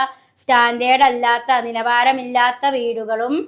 ഓവർ ക്രൗഡിങ്, അതേപോലെ തന്നെ ഒരുപാട് ആളുകൾ ഒരുമിച്ച് താമസിക്കുക. ഒരു 100 ആളുകൾ താമസിക്കുന്നുണ്ടെങ്കിൽ ആകെ 2 ടോയ്ലറ്റൊക്കെ ഉണ്ടാവുക ചേരികളിൽ. ഒന്ന് ആലോചിച്ച് നോക്കുക ജീവിതം. അതേപോലെ തന്നെ നിങ്ങൾ സിനിമകളിലൊക്കെ കണ്ടിട്ടുണ്ടായിരിക്കും, പുറത്തൊരു ടാങ്ക് ഉണ്ടായിരിക്കും. ആ ടാങ്കിൽ തന്നെ ആയിരിക്കും കുടിക്കാനും കുളിക്കാനും വായ കഴുകാനും എല്ലാറ്റും ഒരു ഭാഗത്ത് അവർ തിരുമ്പുന്നുണ്ടായിരിക്കും. അങ്ങനെ വൃത്തിഹീനമായിട്ട്, എന്താ പറയുക, ശുചിത്വമില്ലാതെ വളരെ വൃത്തികേടായിട്ടുള്ള ഒരു ജീവിതം നയിക്കുന്നവരായിരിക്കും ചേരികളിൽ ഉണ്ടാവുക. അപ്പം നഗരങ്ങൾ വളരുന്നതിനനുസരിച്ച് ഇന്ത്യയിൽ ചേരികളും വളരുന്നുണ്ട്. ആ ചേരികളുടെ സ്വഭാവം അല്ലെങ്കിൽ പ്രത്യേകത എന്ന് പറയുന്നത് ഒരു നിലവാരമില്ലാത്ത വീടുകളെ, ആളുകൾ തിങ്ങിക്കൂടി താമസിക്കുക, അതേപോലെ തന്നെ വൈദ്യുതി ഉണ്ടായിരിക്കില്ല, അതേപോലെ പിന്നെ എന്താണ്, വായുസഞ്ചാരം ഉണ്ടാവില്ല, ശുചിത്വം ഉണ്ടാവില്ല, നല്ല ശുദ്ധജലം ഉണ്ടാവില്ല, ശുദ്ധജലത്തിന്റെ അഭാവം എന്നിവയൊക്കെയാണ് ചേരികളുടെ സവിശേഷതയായിട്ട് ചൂണ്ടിക്കാണിക്കുന്നത്. Slum have been the breeding ground of disease, environmental pollution, demoralization and many social tension. അതേപോലെ തന്നെ സ്ലമ്മുകളുടെ മറ്റ് ഒരു പ്രത്യേകത എന്ന് പറയുന്നത് എന്താണ്? രോഗങ്ങൾ, പരിസ്ഥിതി മലിനീകരണം, മനോവീര്യം തകർക്കൽ, നിരവധി സാമൂഹിക സംഘർഷങ്ങൾ എന്നിവ ചേരികളിൽ എപ്പോഴും ഉണ്ടായിരിക്കുന്നു. പല രീതിയിലുള്ള ഡിസീസുകളെ, രോഗങ്ങളെ, പരിസ്ഥിതി മലിനീകരണം, ഡിമോറലൈസേഷൻ, ധാർമ്മികത ഇല്ലായ്മ, മൊറാലിറ്റി നഷ്ടപ്പെട്ടിട്ടുള്ളവരായിരിക്കും. ക്രിമിനൽ ഡിമോറലൈസേഷൻ എന്ന് പറഞ്ഞാൽ മൊറാലിറ്റി ഉണ്ടാവില്ല, ധാർമ്മികത ഉണ്ടാവില്ല, വെറും ക്രിമിനൽ മൈൻഡ് ആയിരിക്കും. അതേപോലെ തന്നെ പല സാമൂഹികമായിട്ടുള്ള ടെൻഷനുകളെ, വിഭ്രാന്തികളെ, അങ്ങനെ പല രീതിയിലും മനുഷ്യൻ എന്താ പറയുക, ഒരു അടിസ്ഥാനമില്ലാത്ത ജീവിതം നയിക്കുന്നവരായിരിക്കും ഇന്ത്യയിലെ നഗരങ്ങളിലെ ചേരികളിൽ താമസിക്കുന്ന ആളുകളുടെ ജീവിതം. അപ്പോൾ ഇന്ത്യയിലെ നഗരങ്ങളിലെ ചേരികളിൽ താമസിക്കുന്ന ആളുകളുടെ ജീവിതത്തിന്റെ പ്രത്യേകത എന്ന് പറഞ്ഞാൽ അവർക്ക് നല്ലൊരു ഭവനം ഉണ്ടാവില്ല, തിരക്ക് പിടിച്ച ഒരുപാട് ആളുകൾ ഒരു സ്ഥലത്ത് തന്നെ താമസിക്കേണ്ടി വരും, വൈദ്യുതി ഉണ്ടാവില്ല, ശുദ്ധവായു ഉണ്ടാവില്ല, സാനിറ്റേഷൻ ഉണ്ടാവില്ല, ഇടുങ്ങിയ റോഡുകളിലൊക്കെ ആയിരിക്കും താമസിക്കുന്നുണ്ടാവുക, നല്ല ശുദ്ധജലം ഉണ്ടാവില്ല, രോഗങ്ങൾ, പല രീതിയിലുള്ള രോഗങ്ങൾ അവർക്കുണ്ടാവും, എൻവയോൺമെന്റൽ പൊല്യൂഷൻ ഉണ്ടായിരിക്കും, ഡിമോറലൈസേഷൻ, ധാർമ്മികത നഷ്ടപ്പെട്ട ജീവിതമായിരിക്കും, സാമൂഹികമായിട്ടുള്ള ടെൻഷനുകൾ എഫക്റ്റ് ചെയ്യുന്നുണ്ടാവും. അങ്ങനെ ഒരുപാട് ചൂഷണങ്ങൾ ഏറ്റുവാങ്ങുന്ന ആളുകളായിരിക്കും നഗരപ്രദേശങ്ങളിലെ ചേരികളിൽ അധിവസിക്കുന്ന ആളുകൾ എന്നാണ് ഇവിടെ ചൂണ്ടിക്കാണിക്കുന്നത്. കൂടാതെ crime like juvenile delinquency, gambling have also increased in number in slum area. മാത്രല്ല പിന്നെന്താണ് ഇവിടെ പറയുന്നത്? ചേരി പ്രദേശങ്ങളിൽ ബാലകുറ്റകൃത്യങ്ങൾ, ജുവനൈൽ ഡെലിക്വൻസി. എന്താ ജുവനൈൽ ഡെലിക്വൻസി പറഞ്ഞാല്? ബാലകുറ്റകൃത്യങ്ങൾ. കാരണം സ്കൂളിലേക്കൊന്നും നേരെ കുട്ടികൾ പോകാതെ തെണ്ടി തിരിഞ്ഞ് നടക്കുകയായിരിക്കും ചെയ്യുക ചേരികളിലുള്ള. ഇന്നിപ്പോൾ കുറേയൊക്കെ മാറ്റം വന്നിട്ടുണ്ട്, എങ്കിലും മുംബൈ, മദ്രാസ് കൽക്കട്ട, മുംബൈ, ചെന്നൈ തുടങ്ങിയ തിരക്ക് പിടിച്ച നഗരങ്ങളിൽ ഇന്നും കാണാൻ സാധിക്കും ചേരികളിലുള്ള കുട്ടികളിൽ പലതരത്തിലുള്ള അക്രമവാസന. കാരണം അവർ നിലവാരമുള്ള ജീവിതമൊന്നും ഉണ്ടാവില്ല, മാത്രമല്ല സ്കൂളിലേക്ക് പോകാൻ സാധിക്കാതെ വരും. അങ്ങനെ അവരുടെ ജീവിതമായിരിക്കും അവരെ അങ്ങനെ ഒരു ക്രിമിനൽ മൈൻഡിലേക്ക് എത്തിക്കുക. അപ്പം അത്തരത്തിലുള്ള ബാലകുറ്റകൃത്യങ്ങളെ, അതേപോലെ തന്നെ പിന്നെ ഗാംബ്ലിങ്, ചൂതാട്ടം തുടങ്ങിയൊക്കെ ഇവിടെ ഏത് മേഖലകളിൽ വർദ്ധിച്ചിട്ടുണ്ട്? ചേരി പ്രദേശങ്ങളിൽ വർദ്ധിച്ചിട്ടുണ്ട്. കൂടാതെ sign of poverty are most visible in these places. മാത്രമല്ല ചേരിയുടെ പ്രധാനപ്പെട്ട ഒരു പ്രത്യേകത എന്ന് പറയുന്നത് ദാരിദ്ര്യമായിരിക്കും. ലക്ഷക്കണക്കിന് ആളുകളായിരിക്കും ചേരികളിൽ ദാരിദ്ര്യം കൊണ്ട് ഒരു നേരത്തെ ഭക്ഷണം കഴിക്കാതാണ്. നമ്മൾ ഭക്ഷണമൊക്കെ വേസ്റ്റ് ചെയ്യുമ്പോൾ ഒരു നേരം നമ്മൾ ചിന്തിക്കുക. കാരണം ചേരികളിലൊക്കെ താമസിക്കുന്ന ദരിദ്രരായിട്ടുള്ള ആളുകൾ ഒരു നേരത്തെ ഭക്ഷണം പോലും കഴിക്കാൻ കഴിയാതെ അത്രയും ദുരിതത്തിൽ കഴിയുന്ന ആളുകൾ ഇന്നും നമ്മുടെ സമൂഹത്തിലുണ്ട്. അപ്പം അങ്ങനെയുള്ള നമ്മൾ നഗരം എന്ന് കേൾക്കുമ്പോഴേക്കും വളരെയധികം മോഡേൺ ആണ്, സമ്പന്നതയാണ്, ആധുനിക സൗകര്യങ്ങൾ ഉണ്ട് എന്ന് അത് മാത്രമല്ല നഗരം ഓഫേർഡ് ചെയ്യുന്നത്. നഗരത്തിലെ ചേരികളിൽ താമസിക്കുന്ന ആളുകളുടെ ജീവിതം എന്ന് പറയുന്നത് അത്രയും എന്താ പറയുക, വളരെ മോശമായിട്ടുള്ള ജീവിത സാഹചര്യങ്ങൾ ഫേസ് ചെയ്യുന്ന ആളുകളായിരിക്കും. അപ്പം നഗരം വളരുന്നതിനനുസരിച്ച് ഇന്ത്യയിൽ എന്തും വളരുന്നുണ്ട് എന്നാണ് പറയുന്നത്. സ്ലം ഏരിയാസ്, ചേരികളും വളരുന്നുണ്ട് എന്നാണ് ഈ പാഠഭാഗത്തിൻ്റെ ലാസ്റ്റ് ഭാഗമായിട്ട് നമുക്ക് പറയുന്നത് കേട്ടോ. മാത്രമല്ല ഇനി നിങ്ങൾക്ക് അതിലെ ഈ ഒരു ടോപ്പിക്കിലെ പ്രധാനപ്പെട്ട ഭാഗം എന്ന് പറയുന്നത് ആ ലാസ്റ്റ് പാരഗ്രാഫാണ് കേട്ടോ. അപ്പം ലാസ്റ്റ് പാരഗ്രാഫിൽ ഏതൊക്കെ നഗരങ്ങളിലാണ് ചേരികൾ ഉള്ളത് എന്നും എത്രത്തോളം ആളുകളാണ് ചേരി, എത്ര ശതമാനം അതുണ്ട് എന്നൊക്കെയാണ് അതിൽ പറയുന്നത്. അതൊന്ന് നിങ്ങൾ ജസ്റ്റ് ഒന്ന് വായിച്ചാൽ തന്നെ മനസ്സിലാവും കേട്ടോ. കാരണം ചേരികൾ ഏതൊക്കെ ഏരിയയാണ് ഇന്ത്യയിൽ ചേരിയായിട്ടുള്ളത് എന്നും മാത്രമല്ല അത് എത്ര ശതമാനമുണ്ട് എന്നും ഓരോ വർഷത്തിലും അത് എത്ര ശതമാനം വർദ്ധിക്കുന്നുണ്ട് എന്നൊക്കെയാണ് ആ പാരഗ്രാഫിലൂടെ വ്യക്തമാക്കുന്നത്. ജസ്റ്റ് ഒന്ന് നമുക്കതൊന്ന് നോക്കാം. The fifth placed special emphasis on development of national capital regional to concentrate economic activity from the core of Delhi into regional towns. ആറാം പദ്ധതിയിൽ ഡൽഹിയുടെ കേന്ദ്രഭാഗത്തു നിന്ന് പ്രാദേശിക പട്ടണങ്ങളിലേക്ക് സാമ്പത്തിക പ്രവർത്തനങ്ങൾ കേന്ദ്രീകരിക്കുന്നതിനായി ദേശീയ തലസ്ഥാന മേഖലയുടെ വികസനത്തിന് പ്രത്യേക ഊന്നൽ നൽകി. അപ്പോൾ ചേരികളുടെ ഡെവലപ്മെൻറ്റിന് വേണ്ടിയിട്ട് ഒരു നാഷണൽ ക്യാപിറ്റൽ റീജിയൻ എന്ന പേരിൽ ഡൽഹിയിൽ ഒരു പ്രത്യേക വികസന പദ്ധതിക്ക് ഫിഫ്ത്ത് പ്ലാൻ, ആറാം പഞ്ചവത്സര പദ്ധതി 1983 രൂപം കൊടുത്തു എന്നാണ് പറയുന്നത്. ഇങ്ങനെ പുതുതായി ഈ നഗരങ്ങളിലെ ചേരികളുടെ വളർച്ചയ്ക്ക് വേണ്ടി വന്ന പല ഡെവലപ്മെൻറ്റ് പ്രോഗ്രാമുകളെ കുറിച്ചാണ് കേട്ടോ അവിടെ പറയുന്നത്. അങ്ങനെ the concept of NCR aim bring better regional party in the process of economic development and social change in a vast area around Delhi. അതുകൊണ്ട് തന്നെ ഈ നാഷണൽ ക്യാപിറ്റൽ റീജിയൻ, ദേശീയ നാഷണൽ ക്യാപിറ്റൽ റീജിയൻ എന്ന് പറഞ്ഞാൽ എന്താണ്? അതായത് ഡൽഹിയിൽ രൂപം കൊണ്ടിട്ടുള്ള ഒരു പ്രത്യേക ഏജൻസിയുടെ പേരാണ് ദേശീയ തലസ്ഥാന മേഖല അഥവാ നാഷണൽ ക്യാപിറ്റൽ റീജിയൻ. ഇവയുടെ നേതൃത്വത്തിൽ സാമ്പത്തിക വളർച്ചയും സാമൂഹിക മാറ്റവും വരുത്തുക, ഡൽഹിയിൽ പല സാമൂഹിക മാറ്റവും സാമ്പത്തിക വളർച്ചയും ഉറപ്പുവരുത്തുക എന്ന ലക്ഷ്യത്തോടു കൂടിയാണ് 1983 ഈ ഒരു സ്കീമിന് രൂപം കൊടുത്തത് കേട്ടോ. The plan covers integrated development of about 30,000 square kilometer union territory of Delhi, parts of Haryana, Rajasthan and Uttar Pradesh. അതേപോലെ തന്നെ ഏകദേശം 30,000 ചതുരശ്ര കിലോമീറ്റർ വിസ്തൃതിയുള്ള സംയോജിത വികസനമാണ് ഇതിൻ്റെ പദ്ധതിയിൽ ഉൾപ്പെടുത്തിയിരുന്നത്.